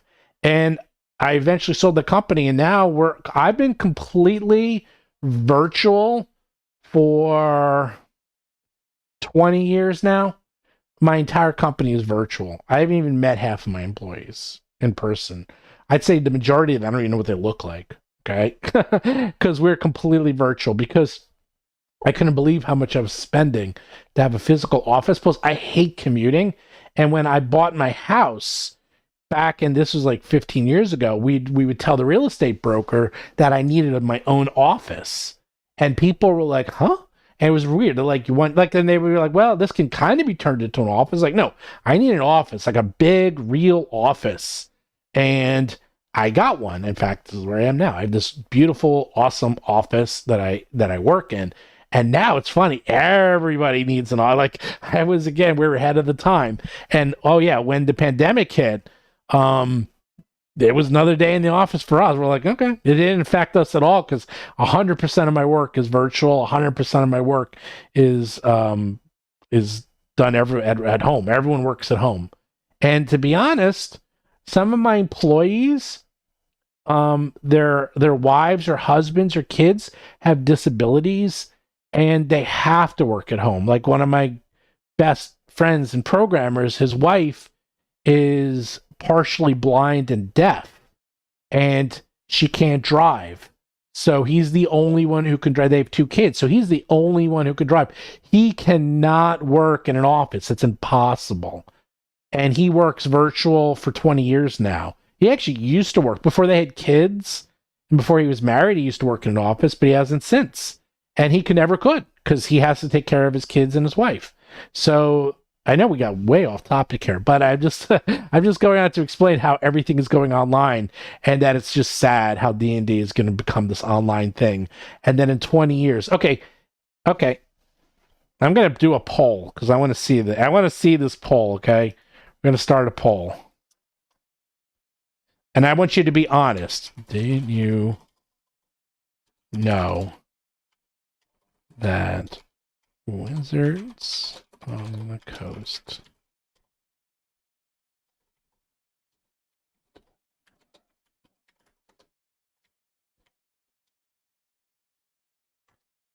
Okay, I'm going to do a very simple poll. I'm very curious to see what people say about this. Go. I'm not going to answer it. I'm not going to say. I want people dead honest. It's anonymous, so you could say what you want here. Yeah, you're a doctor, therapist who do not want people. Yeah, no one wants to go to the office anymore. Oh, you bought the Ancestries book. Oh, Tigers, you didn't have the Ancestries book? Oh, okay. Thanks. Yeah, no, definitely check it out. Just go to battlezoo.com. We have all of our products there. We're coming out with more and more. I've only been putting out products for about a year now, but we're really ramping up, and we're putting in a lot. People love the Year of Ancestry, Year of Monsters, the Year of Monsters. They've been getting fantastic reviews, like the Doppelganger, especially. People are like, wow, you really play Doppelganger? It's not just flavoring, like you are a Doppelganger, and it works. They're very balanced. Mark Seifter, he co-wrote Pathfinder 2nd Edition. He designed every ancestry. He wrote them all. The one coming out next month, Dungeon, baby. Okay, we already came out with the dungeon where you can actually play a dungeon. We have a dragon and a dungeon you can play. You can play both a dungeon and a dragon. But this is Dungeons Expanded. We expanded it greatly and made it way bigger. So now it's the free version of Dungeon, but next month we're going to have the paid version, and it's a way bigger version of Dungeons. So you can play a dungeon. So far it looks like, and the vote is, did you know that Wizards of the Coast did not invent Dungeons and Dragons? What I meant by that is, did you know, I probably could have reworded it, did you know that D&D was invented by Gary Gygax and TSR? Okay? And that Wizards of the Coast bought Dungeons and Dragons. And fascinating is that I couldn't believe it, but there were some people who did not know that, and it looks like a couple people didn't. That's fine. Why would you? Seriously, why would you know that? TSR is dead. It doesn't exist in any way, shape, or form. You would have no reason to know it. I'm not shaming any of you. How would you? It's not brought up ever. Like, unless you knew, you would. There was no reason for you to know, okay? There's literally no reason for you to know about that. But it is interesting just to show you what the point is that you forget the history, and that's what bothers me is maybe in 10, 15, 20 years, no one's going to know what D&D was. They're going to play 6th edition or 7th edition, and no one will remember that you used to play this game in front of people. And it just is no longer a thing anymore. Mitro's been playing since 79. Some of this reminds me of the late 90s when TSR. Yeah, TSR. The thing about TSR is that there was a lot of problems with TSR, but man, did they put a lot of money into their products, okay? They lost millions, okay? They never made money. They were a terribly run company, and that's how they got bought out, because they basically were going out of business. They had nothing left, so they tried to make money, and they failed at it. Okay, they just were bad at it. They were so litigious because they felt like okay, people don't remember this, especially if you aren't old. But back in the 70s and especially the 80s, there were thousands of role-playing games, and D&D was just another one of them. Yeah, it was the best one, probably not the best one. It was the original one, and it was the one that had the most press. But people were playing a lot of games back then, a lot of games. And TSR did everything in their power because they saw them as pure competition, because they were, and that they were taking money away from them, and they were, because the pie was a lot bigger back then. And the only reason D&D is even still around today is because Michael Atkinson, the man who owned Wizards of the Coast, literally had so much money from Magic the Gathering that they just had to start spending it. Otherwise, it was going to go to the government. Otherwise, it's going to go to taxes. So they'd rather spend it than give it to the government. So he just started to buy companies. And the first thing he bought TSR, and TSR owned like $30 million and all this stuff. So they were like, that's it. And then they bought the company like that. And then they're like, okay. And they just paid off every debt. It was like nothing to them. It was a joke because they just wanted to own it. He bought it on a lark. And then he also bought Gen Con just because he just wanted to have it. They had so much money, they were buying things for fun. Wizards of the Coast, Wizards of the Tower, $5. Actually, Dave Anderson, but the first versions were Dave Wesley. See Secrets of Blackmore. I've read all those books. I got all of them right here. I have Designers and Dragons. I've read all the books. We won't get into semantics. Yes. It's like you can go into who had what, and the whole reason they did Advanced Dungeons and Dragons was to make it so that Dave Anderson wouldn't get royalties for D&D. And I don't want to get into the nastiness, but yes, if you want to, I'm talking about companies that TSR was original producers of Dungeons and Dragons. And a lot of people, not a lot, but some people don't know that. Some people think that Wizards designed, invented, and owns D&D. And in 20 more years, I bet you that number goes up to 50%, maybe even more. Wizards of the Tower, playing since 79. That is cool. Yep, Top Secret, Star Frontiers, Traveler. I used to play all those. I played Toon. That's still one of my favorites of all time. Played GURPS. Played Bashuto. Remember that one? That was very popular. Bashuto. What else was there? Gamma World. Boot Hill. I love Boot Hill. There's just a lot. There was a lot of fun ones back then. Not Marvel. Champions. That Champions was awesome. Yeah, TSR was poorly run, but read the book by Ben Briggs. We had him on the show, but he goes through the whole history. It's fascinating. Oh yeah, RuneQuest. Yeah, RuneQuest was really good. Anyone remember Jorn? The Jorn was a weird freaking... Oh, Paranoia. Paranoia was fantastic. Paranoia still is fantastic. Yeah, by the way, yeah, Shadowrun, Rifts. Yeah, Rifts was very big.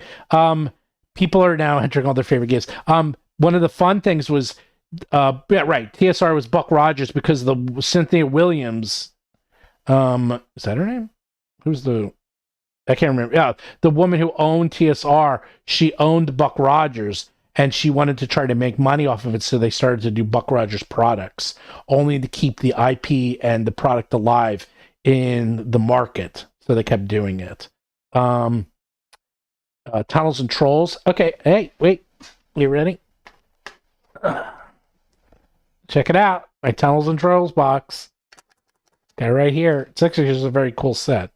Comes with like all these like cool things. It's the whole book. This is the whole game, by the way.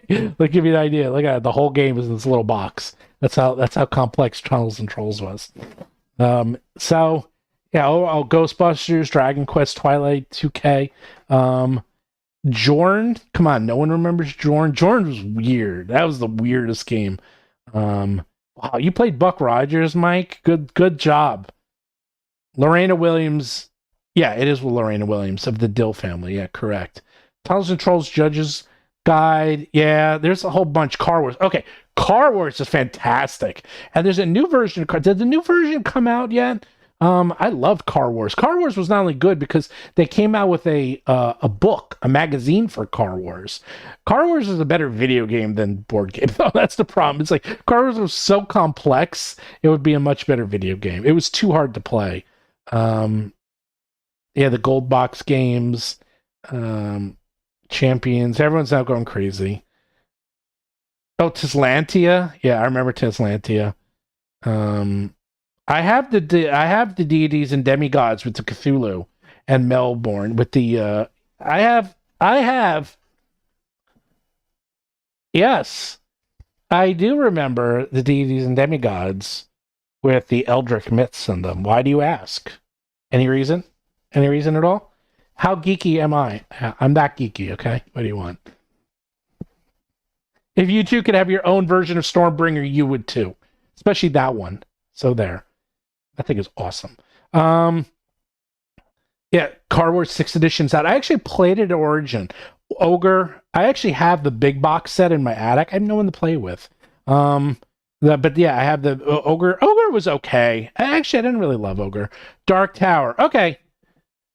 I played, and this is probably no joke, I probably played 10,000 games of Dark Tower. I was the kid. I was the kid who had Dark Tower. I bought it at Toys R Us. And I remember reading the instructions. And then a friend of mine in school loved it so much that he had me bring my instruction manual into school every day. And then he never gave it back one day, and I lost my instruction manual. I have played that game to death. I know every do do do do do do do do do do do do. That is the combat sounds, okay? I remembered it all, okay? You see, you got your likes, all right? If you just wanted to hear what the combat was like in Dark Tower, I just gave it to you. Yeah, Dark Tower, God. That game was fantastic. Oh, God. Anyhow, people used to... I literally made friends because of that game. I would have people come over because I was that kid who had Dark Tower, and people would come over and freaking play it, okay? See, that's what I'm saying. It's like... Now, I'm talking about because I was an 80s kid, but, you know, you would have people, you would make friends. By the way, social hierarchy, having cool things. I had Dark Tower. The thing is, though, there was nothing preventing other people from buying Dark Tower except their parents. I just happened to have cool parents who let me buy it and pay for it. And I had Dark Tower, and it was fun. And my parents didn't care. They thought it was fun. They were just happy I was home playing with friends. You know, they would rather have me home playing Dark Tower with my friends than out at the 7-Eleven doing God knows what, which is a lot of people were doing. Let's see. Looks like, yeah, I actually started D&D. I'm not trying to, like, show off. I did start at 77, but I didn't really start playing till the 80s, okay? Just to let you know. Okay, I'm looking up this game because no one seems to remember it except me. Jorn RPG. It was really messed up. Not Judge, something of Jorn. J-O-R-N. They still make it. Come on, someone has to remember. It's called something. I can't remember what it's called. Something of Jorn's. Oh, Talisman. Okay, Talisman. I had... Okay, in high school, every single day after school, we played Talisman. Every day. Every single day. And I had every single expansion. And there's a lot of expansions. And I played every single hero at least once. And we just never got enough of that game. I know it's totally random. Do not care.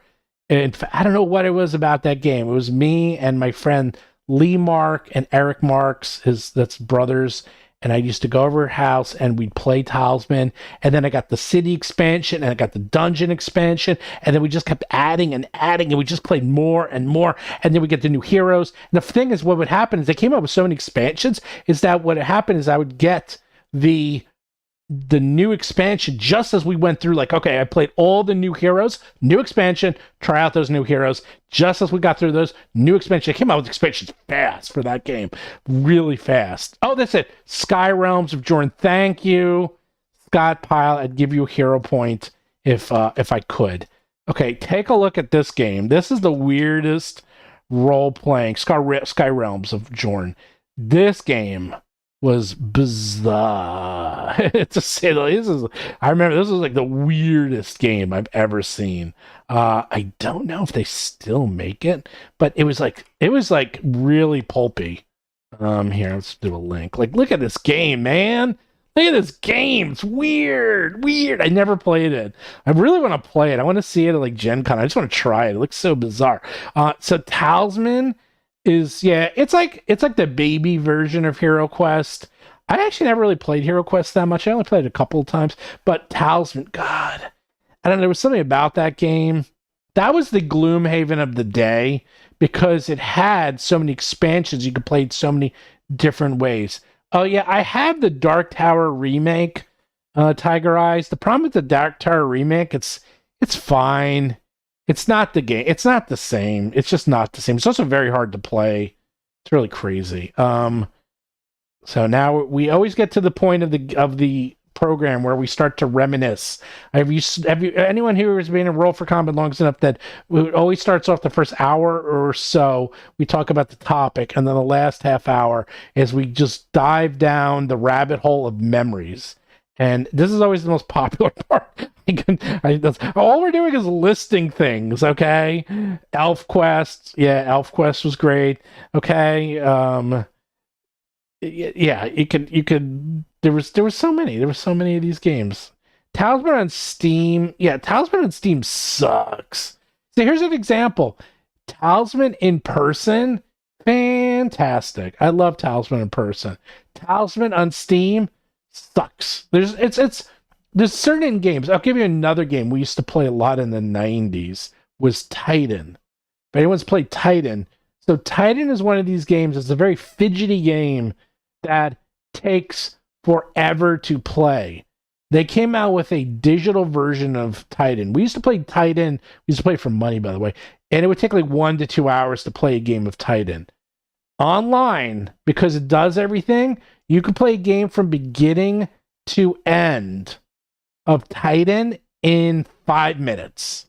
Okay? A game that used to take in person 2 hours to play is 5 minutes. It's just not the same. That's the other thing. Talisman's not the same. It's just not the same playing it online. Which again brings me back to when they do this VTT for D&D, it's going to turn into a totally different game and not going to look like D&D. It's not going to feel like D&D. It's going to be a video game that is sort of slapped on a D&D label. That's all it's going to be. Oh yeah, Titan. Yeah, people love that game. Titan's a fun game, and boy, did we used to fight a lot over that game. Tiger Eyes, TTRPG news followed by the Renaissance game history. Yeah, it's pretty much the same. We always do this. We always talk about the Renaissance because who else are you going to talk to about these things? And all you have to do is say, Twilight 2023. Oh my God, Twilight 2023? We're in the year 2023. I just realized that. Uh-oh. That is so weird. Okay, that was weird. I've not played that game in a billion years, but oh my God, that is wacky tobacco. I'd be curious to read the rules to see how close they got it, and I have a feeling the answer is not at all. Wow, diplomacy. Yeah, diplomacy is one of those games that was a little bit before my time. People used to talk about it all the time, and it used to be very popular, but I never played it. I've actually never played it ever. The thing about Talisman is so brutal. They came out with an expansion, and so at the end, the way Talisman works is that you have to fight a dragon, and it was like just a very hard fight. And then if you won, you won. Well, they came out with an expansion, and the expansion was that instead of fighting the dragon, there was a deck of cards with 6 cards, and then you would choose what you fought at the end, and that was the winning condition. And one of them was the dragon, but the other were weird. One of them was like you just win. One of them was you get the crown and you win. But one of them was you fall into a black hole and you are dead and destroyed. Take the card, throw it away, and keep playing. There's the only time in my life I ever played Russian roulette. So we would play with that variant, and people would then be like, and remember, we play like with 3 or 4, usually 4 players, and then someone get to the end and they draw the card and they got destroyed and they're killed out of the game, and I'm like, yes. And then the other 3 of us would race to get to it because we knew we were safe. And oh my god, that was for fun. That was the best. That was so much fun. I love that variant. That's playing Talisman, by the way. Talisman is the most chaotic, insane, wacky, ridiculous game you've ever played. There is strategy. Trust me, you play 10,000 games of Talisman, there's very much strategy to that game. But there's a lot of randomness. But you can mitigate the randomness if you knew what you were doing. Warhammer Quest. Yeah, I never really played. I know Warhammer Quest and those. Unfortunately, those games were a little bit... I was kind of in college by the time those games came out. And by then, we were doing college stuff, so I wasn't really playing board games, or I just wasn't playing games. I was playing actually I was playing this thing called Tetris, and I was playing Crystal Quest. Was it no Crystal Quest? What was that? I can't remember. On the Mac, we used to play that all the time. We used to play a lot Prince of Persia, played Out of This World. We used to play all those Crystal Crazy. What was that game? Oh man, it was so popular on the Macintosh too back then. Crystal Quest, Crazy something. But we used to play a lot of those games. So I was more into the video games, by the way. Hunter Gill, what's Zynga? So go back to the beginning. Zynga is a company that makes all of their money off microtransactions and pay-to-win models. That's what it comes down to. And I went through the first hour and a half explaining, because if you look at the way WotC is monetizing the Lord of the Rings and the Magic the Gathering set, and how they're basically coming out with 2,000 types of cards for a set of like 250 cards, and the only way you can get the best cards is to spend the most amount of money possible. Like you can buy the $100 set and you'll get the regular cards, but if you want the special cards, you got to buy the $500 set, because only the best cards come in the $500 set. Same exact cards, same exact abilities, same exact power. They do nothing except look different. And that is a big part of the Zynga model of making people not necessarily pay to win, but pay to be cool. I think that's the better terminology. I'm paying to be cool because I have the exact same stuff that you have, and mine's cooler than yours. And they're going to be doing that with D&D. They're going to making it that I have a 5th level fighter and you have a 5th level fighter with the exact same gear, but I got the cooler gear than you do because I'm online and you can see my cool gear. Farmville was Zynga, by the way. Yes. And the reason I brought this up is because Chris Cow, who runs Wizards of the Coast, came from Zynga. And why would they hire someone with years of experience, not just in Zynga, but his other games too? He was basically brought up and modeled all of his success on this methodology of having people pay to be cool. And now they're starting to do it, and we're going to see it in D&D. If you wanna play D&D, you're gonna have to pay to be cool, man. You can't just play D&D anymore. Too bad. Sorry about that. There we go. Oh yeah, 2 hours soloing, dude, man. I can go 10 hours soloing. Okay, especially as long as you guys keep interacting with me and you keep writing, things for me to work off of, I can keep going. I am going to a party tonight. It's not a Final Four. The not Sweet 16. March Madness party. It's just a March Madness party a friend of mine throws every year. I'd actually rather play Diablo 4, by the way. Diablo 4 was freaking good. It's freaking good. I love Diablo. So I've been playing, I grew up playing Rogue, and I mean Rogue, the one with the ASCII graphics. And I loved Rogue. And for those who don't know, basically Diablo was a remake of Rogue, only with graphics and quests and classes and so forth. And I just something about Rogue. I love Rogue. Not roguelikes, but Rogue, the original Rogue. And I've just always had something in my heart about it. I love Diablo. I love Diablo 2. I love Diablo 3. I will say, if you are playing the Diablo 4, you can't play tier 1. Tier 1 is way too easy. I wasn't even taking damage at tier 1. Play tier 2. And the only one I played was the Sorceress. And Chain Lightning. Oof. Chain Lightning's the way to go. I'll try the other ones, but Chain Lightning so far at the low levels has been devastating. So, isn't it St. Patrick's? Oh, yeah, I think so. Oh, right. Wow. I'm not wearing green. Well, I'm not Irish. But yes, St. Patrick's and playing. So we got Rifts, Rollmaster, Merps, Top Secret. It's funny, a lot of people did play Top Secret. I don't see anyone mentioning Boot Hill. I'm the only one. Oh, Melee and Wizard. Yeah, I remember Melee and Wizard. Those were the box games. Those were $2, I think. Believe it or not. They made money on them. They made $2. Or maybe or they $4.99. Actually, I think they were $4.99, those games, but they were in a plastic case, and the entire game was in there. After Diablo 3, how bad it was, I may skip. I disagree. I like Diablo 3. Here's the thing.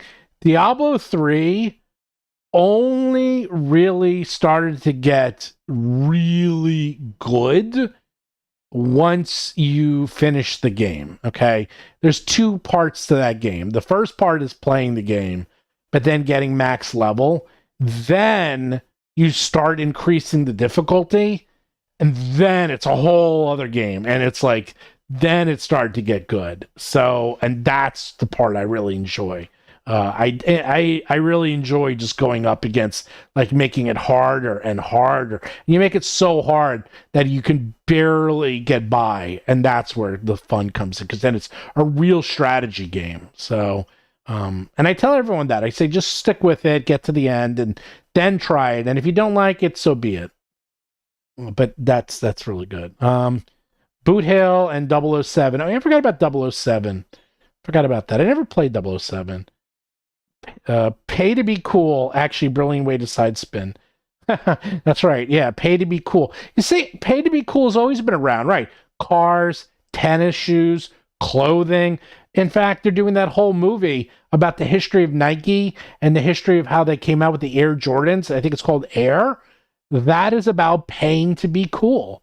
I mean, this is part of our culture. It's just part of the psychology of being a human, is that people pay for social status, and being cool is social status. So what that means is the only way they're going to be able to have people pay to be cool for Dungeons and Dragons is for there to be a social area for everyone to hang out and show off how cool they are. And they're going to definitely have to have rooms and towns. I guarantee this is what they're going to do. They're going to have, like, the town of Baldur's Gate. Everyone's going to hang out in Baldur's Gate. You can walk around, 3D avatars. You can show off how cool you are. You can show off anything you've purchased, whether it's a monster or tile set, you name it. There's going to be some way for you to show off how cool you are in the game. And, oh yeah, you could also play Adventures 2 while you're playing. But this is what MMOs are, especially when you play MMOs for a long time. A lot of MMOs is sitting around, okay? Peggle, remember Peggle? Peggle was designed as a game you can play while you were waiting to go on an MMO raid. Oh, sorry, a World of Warcraft raid. And people did. People would literally play Peggle and other games like that while they're waiting to play a WoW raid. And I know a lot of people, and it worked. It was a great idea. Okay, Magic the Gathering was designed as a way for you to kill time while you're waiting to play D&D. Like there's all these games and things that were designed as something to do while you're waiting to do something else. So they're going to have it. Well, if you're waiting around to play a queued up game of D&D or waiting for your friends to come on, you might as well hang out with other people and show off how cool you are, because you can only show off how cool you are with your friends so many times. I mean, it's going to be a freaking MMO. It's going to be a freaking MMO. I'm very curious. So April 3rd is when the summit is, and that's when we're going to start hearing more about the online VTT from D&D. I'm guaranteeing I'm going to be on. So, by the way, I'm going to definitely be on more, because I can't tell you why. There's a lot of news coming out in the next month that I'm aware of. All I know is definitely subscribe and definitely hit the bell, because I know for a fact these are things you're going to want to hear about. I'm under NDA, but there's new things coming out that are going to blow your brains when you hear about them. And you're going to be like, a damn. And these are game changers. And I can't say more, but trust me. Just trust me. I promise you I'm not lying. And I promise you when the second they go live, I'm going to be here and tell you about them, because I already know about them. Ivo, have you seen the spit ban on classic WoW? Do you think be similar with D&D? Yeah, so I know a lot of people who are playing classic now. Like a lot. All my friends went over to classic, and thing is, they're having a pretty good time. But we all played those games, and I just got out of the WoW rotation. And the funny thing is, so Chris Beamer. Okay, look, I've been playing WoW since the Friends and Family. I've been playing WoW since 2000, I think. I know it came out in 2004. That's not. No, sorry, 2001. I've been playing WoW since 2001. I know it came out in 2004. I've been playing it since 2001, okay? I've seen it all, okay? I played it a long time, and I just kind of got out of it, and mostly due to the drama of the guilds. There's just too much drama in these freaking guilds, and I just can't deal with it anymore. And even my friend, Chris Beamer, God bless him, he still plays WoW every day, and even he's starting to get out of it. He can't do it anymore. It's just too much freaking drama in these guilds. And the classic WoW, I don't know how well it's doing. I'm not friendly with the people at Blizzard like I used to. I don't really know. I can't find out. I'd be very curious. I can maybe start sniffing around. I am curious to see how well it's doing. But this way, it's good enough. It's doing well enough that they can make money off of people, and they can keep people like my friends who are older, who grew up on this stuff, still playing, because they're much more interested in the classic World of Warcraft than the new World of Warcraft. So cosmetic cells, yeah, WoW is too much work to get fun now. Exactly. WoW is like so much work, and it was different too. Dude, remember 40-man raids? Oh my god. Talk about waiting around. Can you imagine a 40-man raid now? It's like a 5-man raid seems like a 5-man run. It seems too small. You know, it's like 15 people. Seems like too many people. 40 people raids. Oh my god. Those were nuts back in the day. And there was no tools of communication. None. We had the worst tools back then. We had to use like Ventrilo and things like that. Remember all those? Vent. Gotta get everyone to Vent. But yeah, a daily loot box just for D&D skins. Yeah, they're not going to be loot boxes. They're going to do what Marvel Snap is doing, is they'll have rotating content that's on sale. Okay. Or they'll do what Marvel Snap is doing. Then Marvel Snap is every time you level up, which is constant, by the way. Sometimes you get cards, sometimes you get gold, sometimes you get tokens, by the way. But once in a while you get these shards, and then you need shards to buy special cards. So they might do something like that, is that every time you level up your character, or you spend $50, or not 50, you spend $5, you get some diamonds. You get D&D diamonds, right?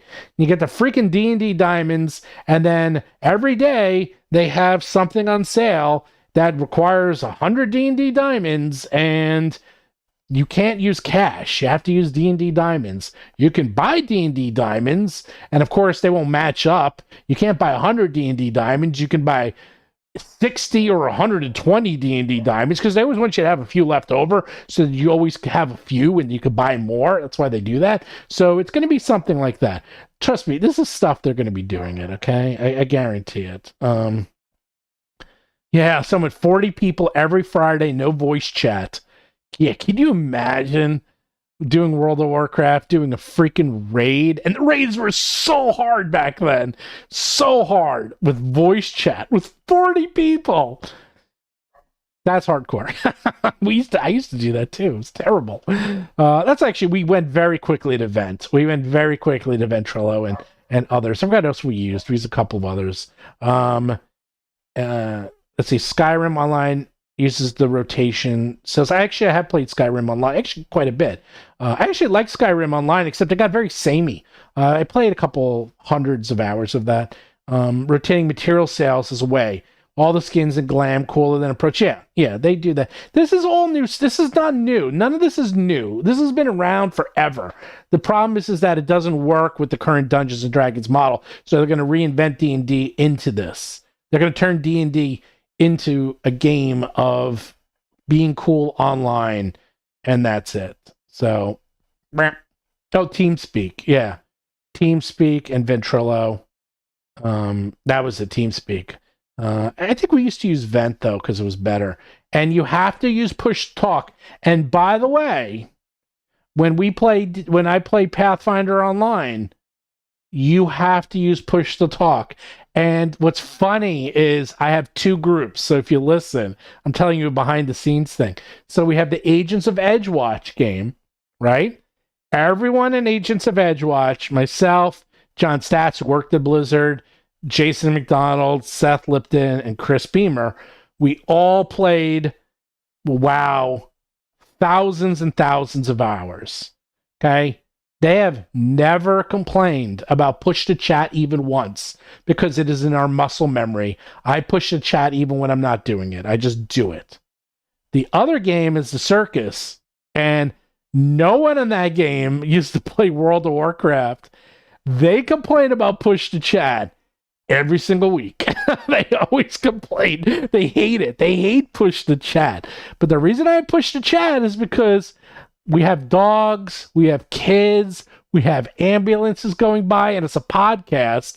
And I'm like, dude, it's also easier to edit. And I'm like, too bad. We're doing push to chat. It's not that hard. It's just not that hard. But yeah, we used to kick people out of raids because if they didn't have their push to chat on, you'd be kicked out automatically.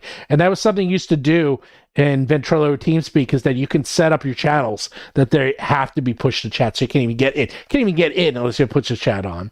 All right, now we're really going down the rabbit hole. So I never really tried. I tried EVE Online. It was one of those games you'd play. I played for like 2 weeks, and then suddenly it would take me like 5 days to build something, or a week. And then I'm like, all right, I'm done. I'm done with EVE Online. I'm done. It's taking too long to build stuff. I don't have the time. And I wouldn't. So yeah, everyone's talking. Oh, I have the foot pedal. I actually have the foot pedal, Smikey, the one that you push. The problem with the foot pedal is it actually clicks, and I can't use it because the click is pretty loud and it gets through the mic. So I actually do have a push pedal. I have it, dude, man. You're talking to King Geek over here. I've done it all, buddy. I've done it all. Have I tried Warframe? Yeah, I tried Warframe, Hunter. I like the jumping. I like where you like spin and jump. I just couldn't get into it. I tried it. I played it for maybe 20 hours, but that was it. Oh yeah, Ultima Online. I played Ultima Online. I played Ultima 1. And the big game when I was a kid was Ultima 2. Ultima 2 was a big deal. That was a big game.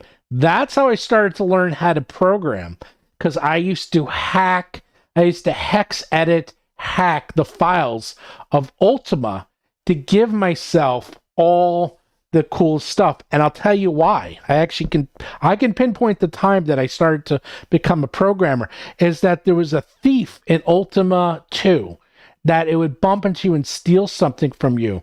And I had the ring. It was like the one ring in Ultima 2.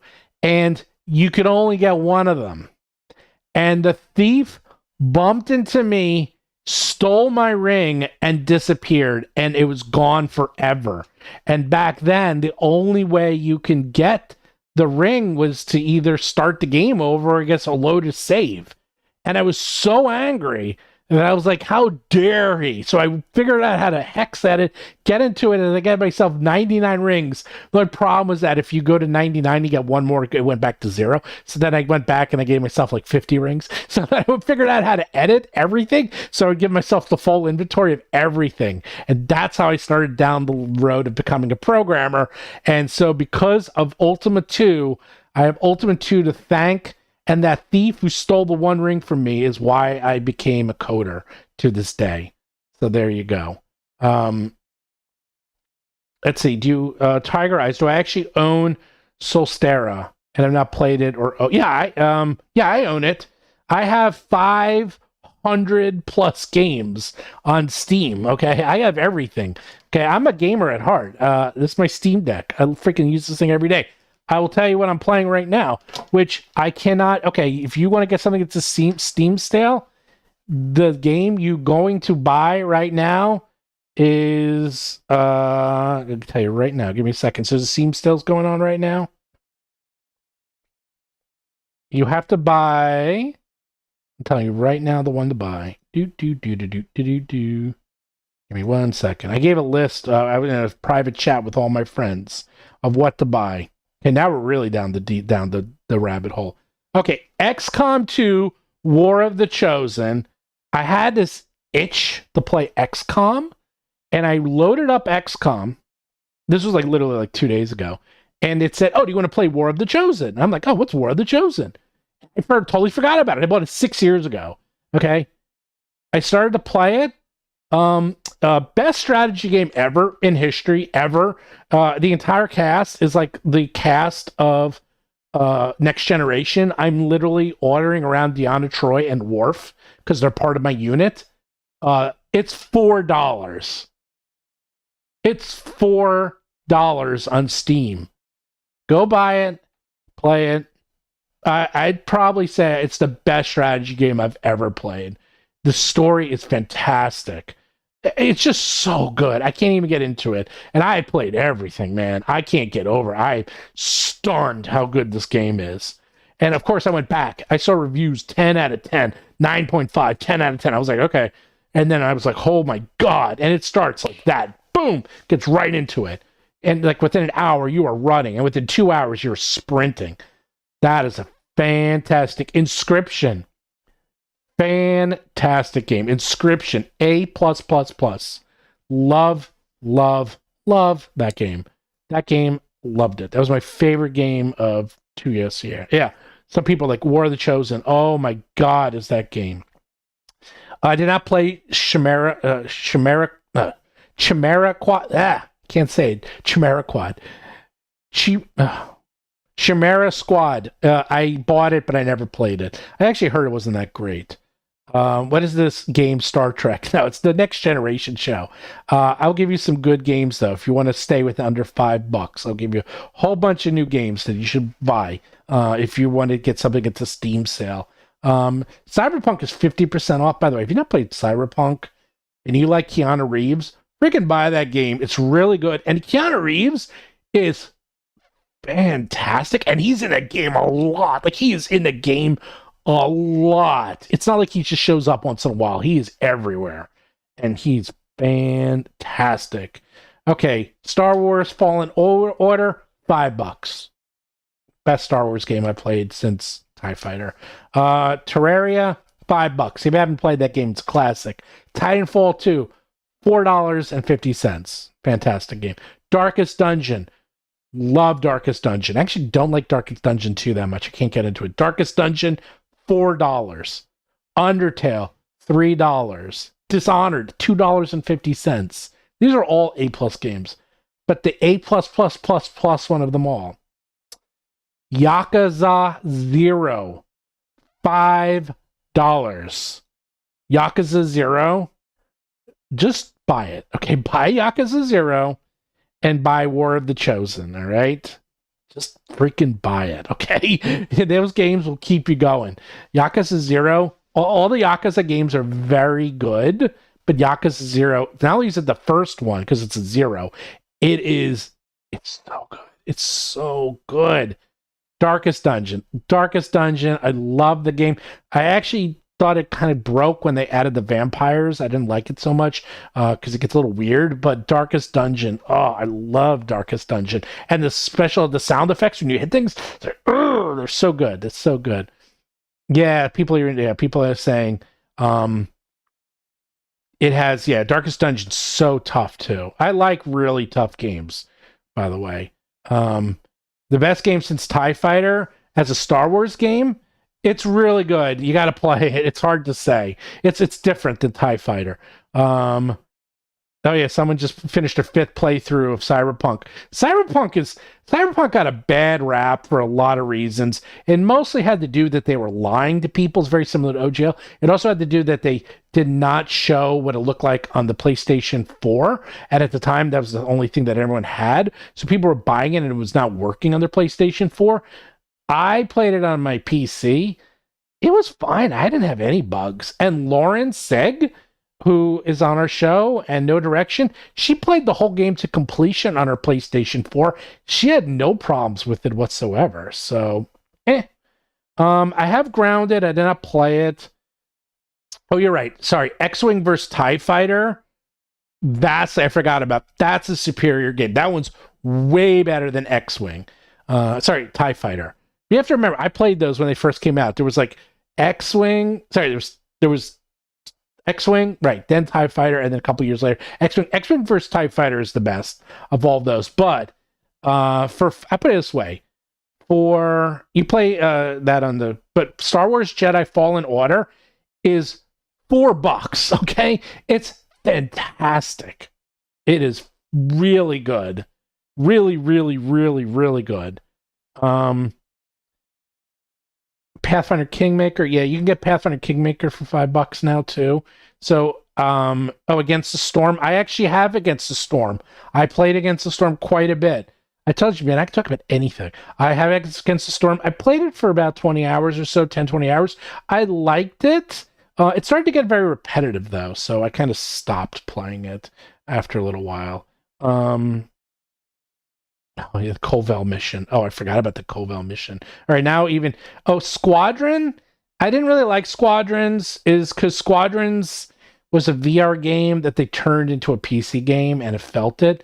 And I actually just tried to play it again recently, and I couldn't get into it. It looks amazing, and it's beautiful, but it didn't feel like a game. I can't explain it. It felt like a VR game. And once you see that and you feel it, you're kind of like, yeah, it is a VR game. Let's see, Darkest Dungeon. Yeah, the swamp. Right, the vampires. Yeah, the problem is that vampire story kind of breaks the game. And I didn't like that. I took that out. Wrath of the Righteous is also, So Wrath of the Righteous, I started to play it, but everyone I know played it, got into it, and they were 100 hours in, and I had to stop. So I actually just bought all the DLC for Wrath of the Righteous. Because that's the next game I'm going to spend some time in. Divinity Original Sin. I love Divinity Original Sin. I liked 1 better than 2. I like both. I like both games. I love both games. The Divinity Original Sin 1, the first one, I played that one probably like 150 hours I have on that game. I loved it. I played that one to death. Factorio, I played Factorio to death. I have launched rockets in Factorio. I have finished that game. Keep it coming, man. I am a game, like you talking to the man. Like, I own every freaking video game and I play them all. I have been a little out of it recently. I've not been playing as many games, but I play everything. I'm looking right now. Oh, I started to play Dead Cells because they had the Dead Cells Castlevania. It's good. Like, I forgot how much fun. I haven't played Dead Cells in years. But I'm looking here at my so here's what I have on my desktop. I have I got Tactics Ogre Reborn, Norco, Fuga Memories, Cyberpunk 2077, beta, the beta for Diablo 4, Citizen Sweeper, War Tales, Spirit Finder, Dead Space, Dead Cells, XCOM 2, Songs of Conquest, Elder Ring, Against the Storm, Case of the Golden Idol, Horizon Zero Dawn, Kinseed, Resident Evil Village, Octopath Traveler, Timberborn, Lost in Random, Grifflands. I love Grifflands. That's another good one. Legends of Hero, Cold Steel 1, 2, 3, and 4. I just finished 1, and I'm going to get to them. I have Metro Exodus. I have The Gunk. I have Opius, Tabletop Simulator, Nobody Saves the World, The Forgotten City, Not for Broadcast, Tunic, Star Renegades. I love that game too, by the way. Hard Space, Shipbreaker, Titanfall 2, Figment, Teardown, Yakuza 0, Vampire Survivors, Hades, Dune Spice Wars, The Witcher 3, The Great Ace Attorney Chronicles, Guardians of the Galaxy, Wrath of the Righteous, Trials of Fire, Grand Theft Auto 5, Psychonauts 2, Star Wars Fallen Order, and The Binding of Isaac. That is on my desktop. Okay, that's what I have one of my go-to games, by the way. So that's what I'm quote playing now. So I got a lot of games that I'm constantly playing. Subnautica, oh yeah, that's also $5. Fantastic. Valheim, we played that. Oh my god, we played that to death. We actually had a server and we played that. Satisfactory is really, really good. Satisfactory is Factorio in 3D. I like Satisfactory more than Factorio, like a lot more actually. Risk of Rain 2, I have Risk of Rain and I have Risk of Rain 2. I don't like Risk of Rain 2. It's the same game every time. I played it for a few hours, I was done. Horizon Zero Dawn, I played it through twice. I have Forbidden West. I also have not played it. I'll tell you why. Because they announced the expansion, and I'm waiting for the expansion to come out. So I'm waiting for that. And yes, I played Zork. I played Zork 2. I played Zork 3. I played Leather Goddess of Phobos. I played Infidel. I played Hitchhiker's Guide to the Galaxy. I played every Infocom game. I still have some of the Infocom. I played Sorcerer. I played all of those. I even have the packaging. Remember the packaging? Still have it in my attic. I still have them. Sleep is over. Yeah. Tiger Eye, Spark in the Dungeon demo. Very hard solo dungeon. I did not hear that one. You got me. That takes a lot to get me on a game. Because I, as you can see, I play all these. And I have, let's get this. I have 2 companies. I got 2 kids. I got 2 dogs. One of them is right here near me. And I do this. And I'll tell you why, I don't sleep that much. Okay. I actually only need about 4 hours, 5 hours of sleep. And when you only need a few hours of sleep, you can get a lot done. Okay. I go to sleep every night at like 2 in the morning or 3. And I usually start playing games at night. Zork 3 doesn't count. Wait, I'm taking a look. Yeah, my library is gigantic. And also, of course, I have the Xbox, whatever it's called, where you get all the games from Xbox. Oh, Death Stranding. I actually really like Death Stranding, by the way. That's on sale too right now. I'm trying to give some people some ideas. If you want some suggestions, because I'm going to go soon and close this off, let me know. I'll give you some suggestions of games because I've either seen them all or played them all. Persona 5 Royal. Oh, God, that game is good. That is such a good game. That's also everything's on sale, man. Damn, everything's on sale. Triangle Strategy. I love Triangle Strategy. That was a lot of fun. It takes 5 hours to get into. Trust me, it actually does. I'm not joking. But once it takes, I gotta tell people, I'm like, just play. And after the first 5 hours, and people are like, come on, man, 5 hours. But just trust me, it gets really good. I know it sucks that you got to go 5 hours into the game. Oh, here, thanks, Spark for the dungeon. All right, I'll check that out. Tiger Eyes just texted me privately. Let's see. Endwalker, there's all these games. Ion, Networld, this is all garbage. A lot of these games, the problem is when you own every game, you kind of only get offered garbage and the things you never wanted to begin with. Do I play the Paradox 5, the 4 or 5, 4X games? Of course I do. I have several. Okay, I'll tell you how much I play the Paradox games. I have several hundred hours on Stellaris, but Crusader Kings 2, I was on this Crusader Kings 2 run, and I was so into Crusader Kings 2. At first, of course, I told all my friends to buy it, but I was so into it that I suggested to my wife that we go to Europe for our vacation and go to London because I was so into it that I wanted to like get more of the feel for it. So we actually based our vacation and went to London and France because I was playing Crusader Kings 2. Yes, I play those games. I have not played that much, although I love Crusader Kings 3. I think I got a little outplayed because Crusader Kings 2 and 3 are kind of the same game. I know 3 is way better, but I kind of got it out of my system. What's my favorite game on the Commodore PET PC? So I learned how to program on the Commodore PET. Okay? That's how I learned. I learned on the PET. The PET computer was the first computer. So I remember the day I realized it was the only time I had a religious experience, is that we were going to the library. I was 10 years old, and they were going to show us the new computer they just got for the library. And they brought us in, and they showed us the PET computer, and I saw it, and a light went off in my head. And I was like, and I can hear angels singing, and I was like, oh, what is that? And I saw the computer, and I had to master it. And I decided just then and there, and I became hooked on computers. I don't remember the game, but there was a game where you were piloting a ship down a corridor, and it would start off, it was like wide, and it would slowly get more and more narrow until it was like literally the same size as the ship, and you would play it and go down. Unfortunately, that I don't remember the names of those. Let's look up Commodore or like PET computer games. If I look them up, I'll probably remember. No, Commodore PET, not PET computer games. It gave me games of pets. Commodore PET. There we go. Oh wow. Oh my God, this is bringing back memories. Oof, and they're all in the 70s. Here we go. 20 games that defied the Commodore PET. Zap. Oh, Lander. I used to play a Dungeon, Space, Aliens, Labyrinth, Pinball. Oh yeah, Pinball. I used to play that one a lot.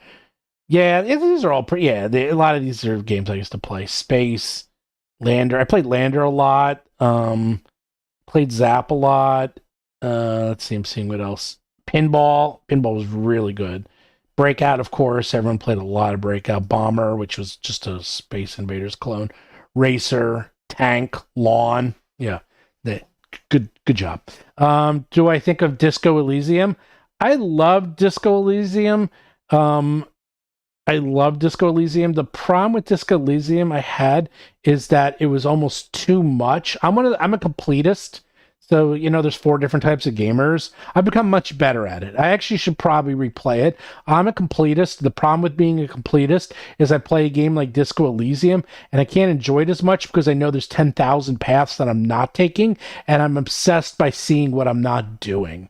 And it kind of broke me, and I liked the game and I loved it, but I kept reloading it to try out new beginnings and paths to see what other things would be said. I've gotten a lot better with it over time. So I really got to be careful with that. Borderlands. You know what? I never liked the first Borderlands. I didn't like it. Now Borderlands 2, that game I played to death. I love Borderlands 2. I did not like Borderlands 3. It was fine. It just didn't have that spark.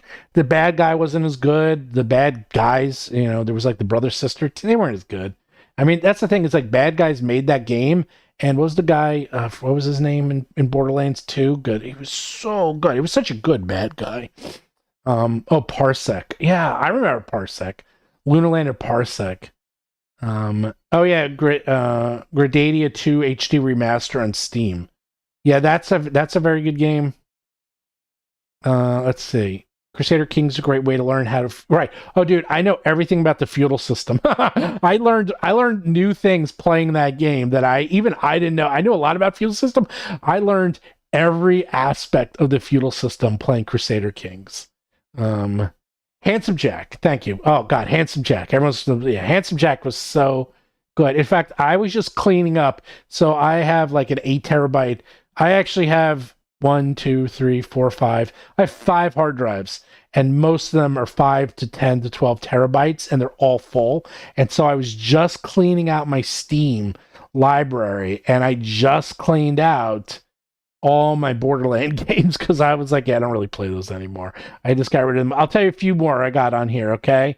Age of Wonders 3. By the way, Age of Wonders 4 comes out in 2 months. I'm very excited about that.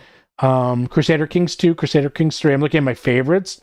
Darkest Dungeon, Desperados 3, Divinity Original Sin 2, Dragon Quest, is that 8? No, Dragon Quest 9. Endless Legend. That's a good 4X game. Endless Space 2. That's a good 4X game. God of War. That is not a 4X game. God of War, by the way, 2018 might be my favorite game of all time. Okay. Horizon Zero Dawns, Legends of Heroes, Loop Hero, Monster Hunter World, Pillars of Eternity 2, RimWorld, Sekiro, Shadow Tactics, Civilization, blah, blah, blah. I'm looking. Solaris, Tactics, Tales Arise, Thera the Awakening.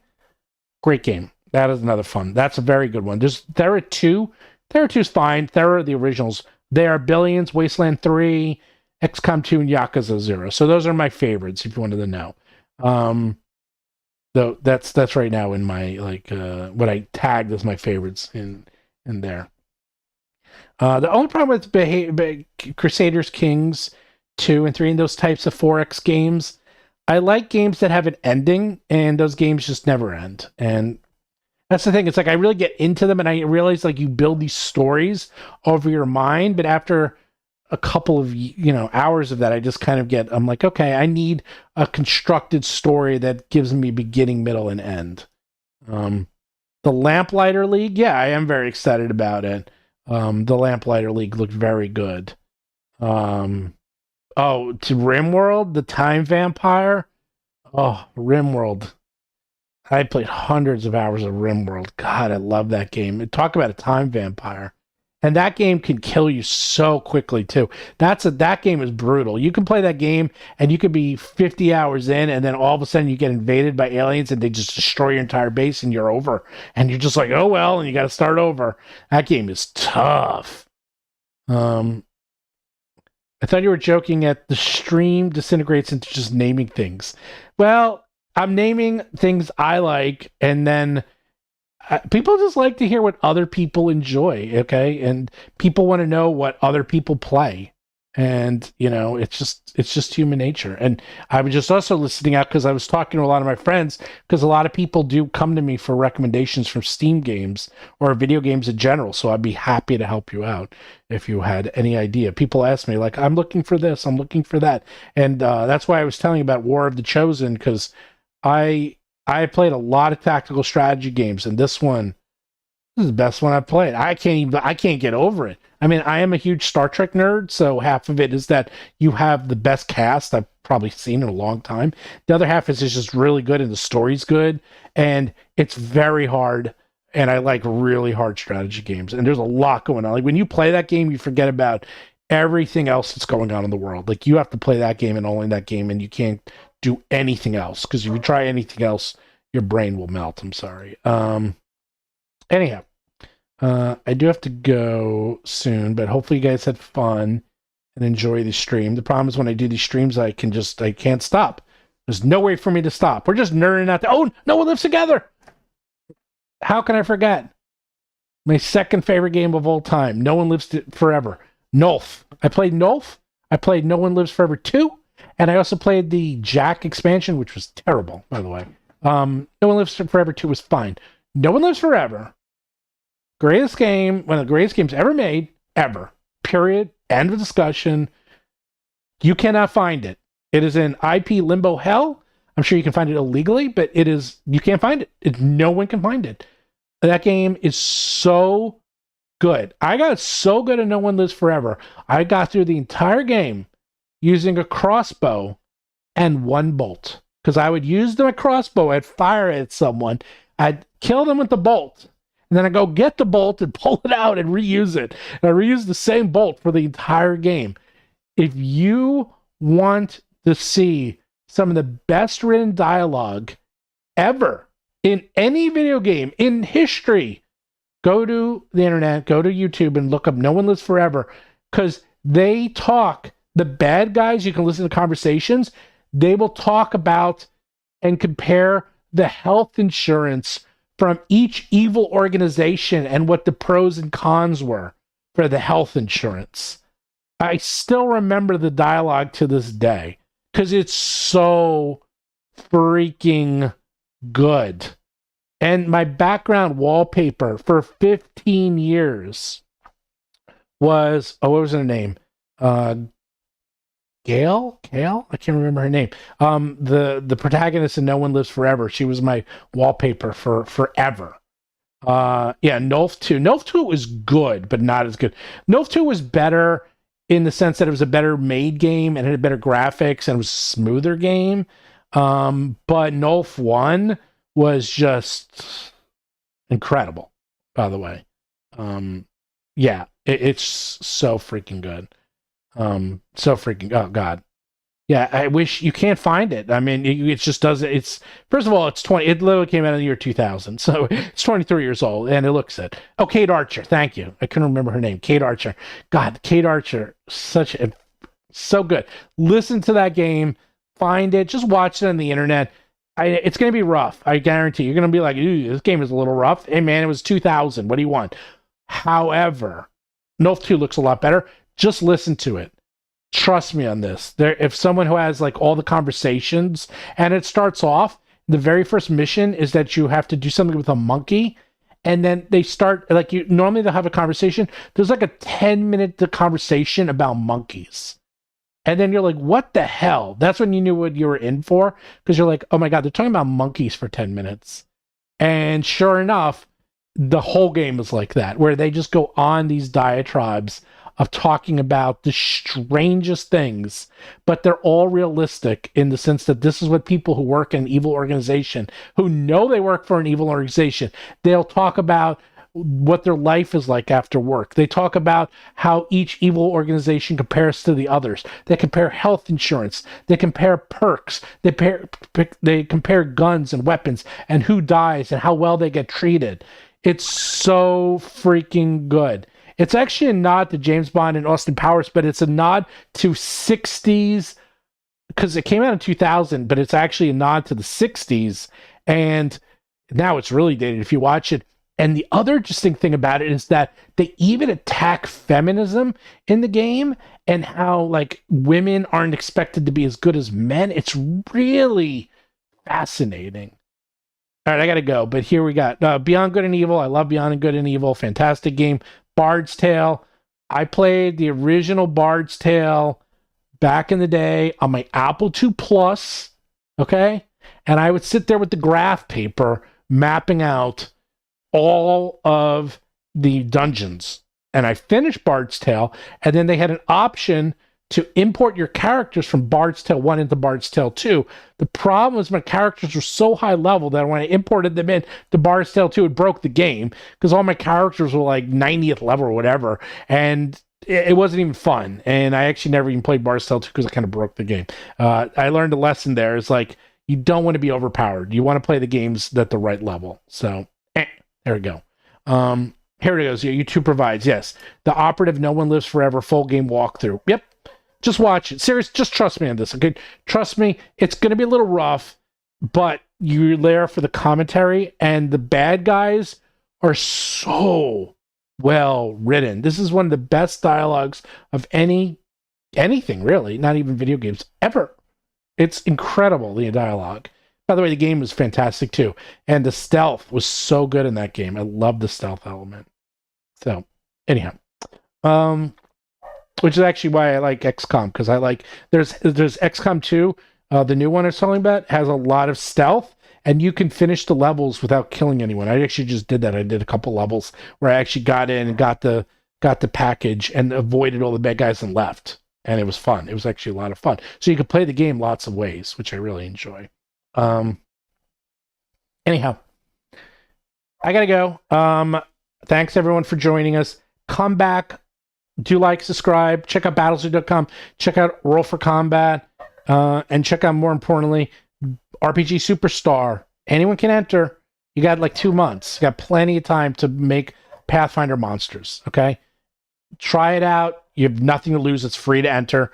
Worst is you learn the system and you get to try out and make new monsters. Best thing is you get published and paid, and fame and fortune. Okay, maybe not fame and fortune, but fame at least. A little bit of fortune. Otherwise, come back this Sunday at 8 p.m. Myself and Jason McDonald are going to review, spoiler-free, the D&D movie, and we'll tell you what we thought of it. Okay? I'm very curious myself what I think of it. I think it's going to be fantastic, and I'm going to hate myself for loving it so much. Thanks, everyone, for joining me, and I will see you in 2 days.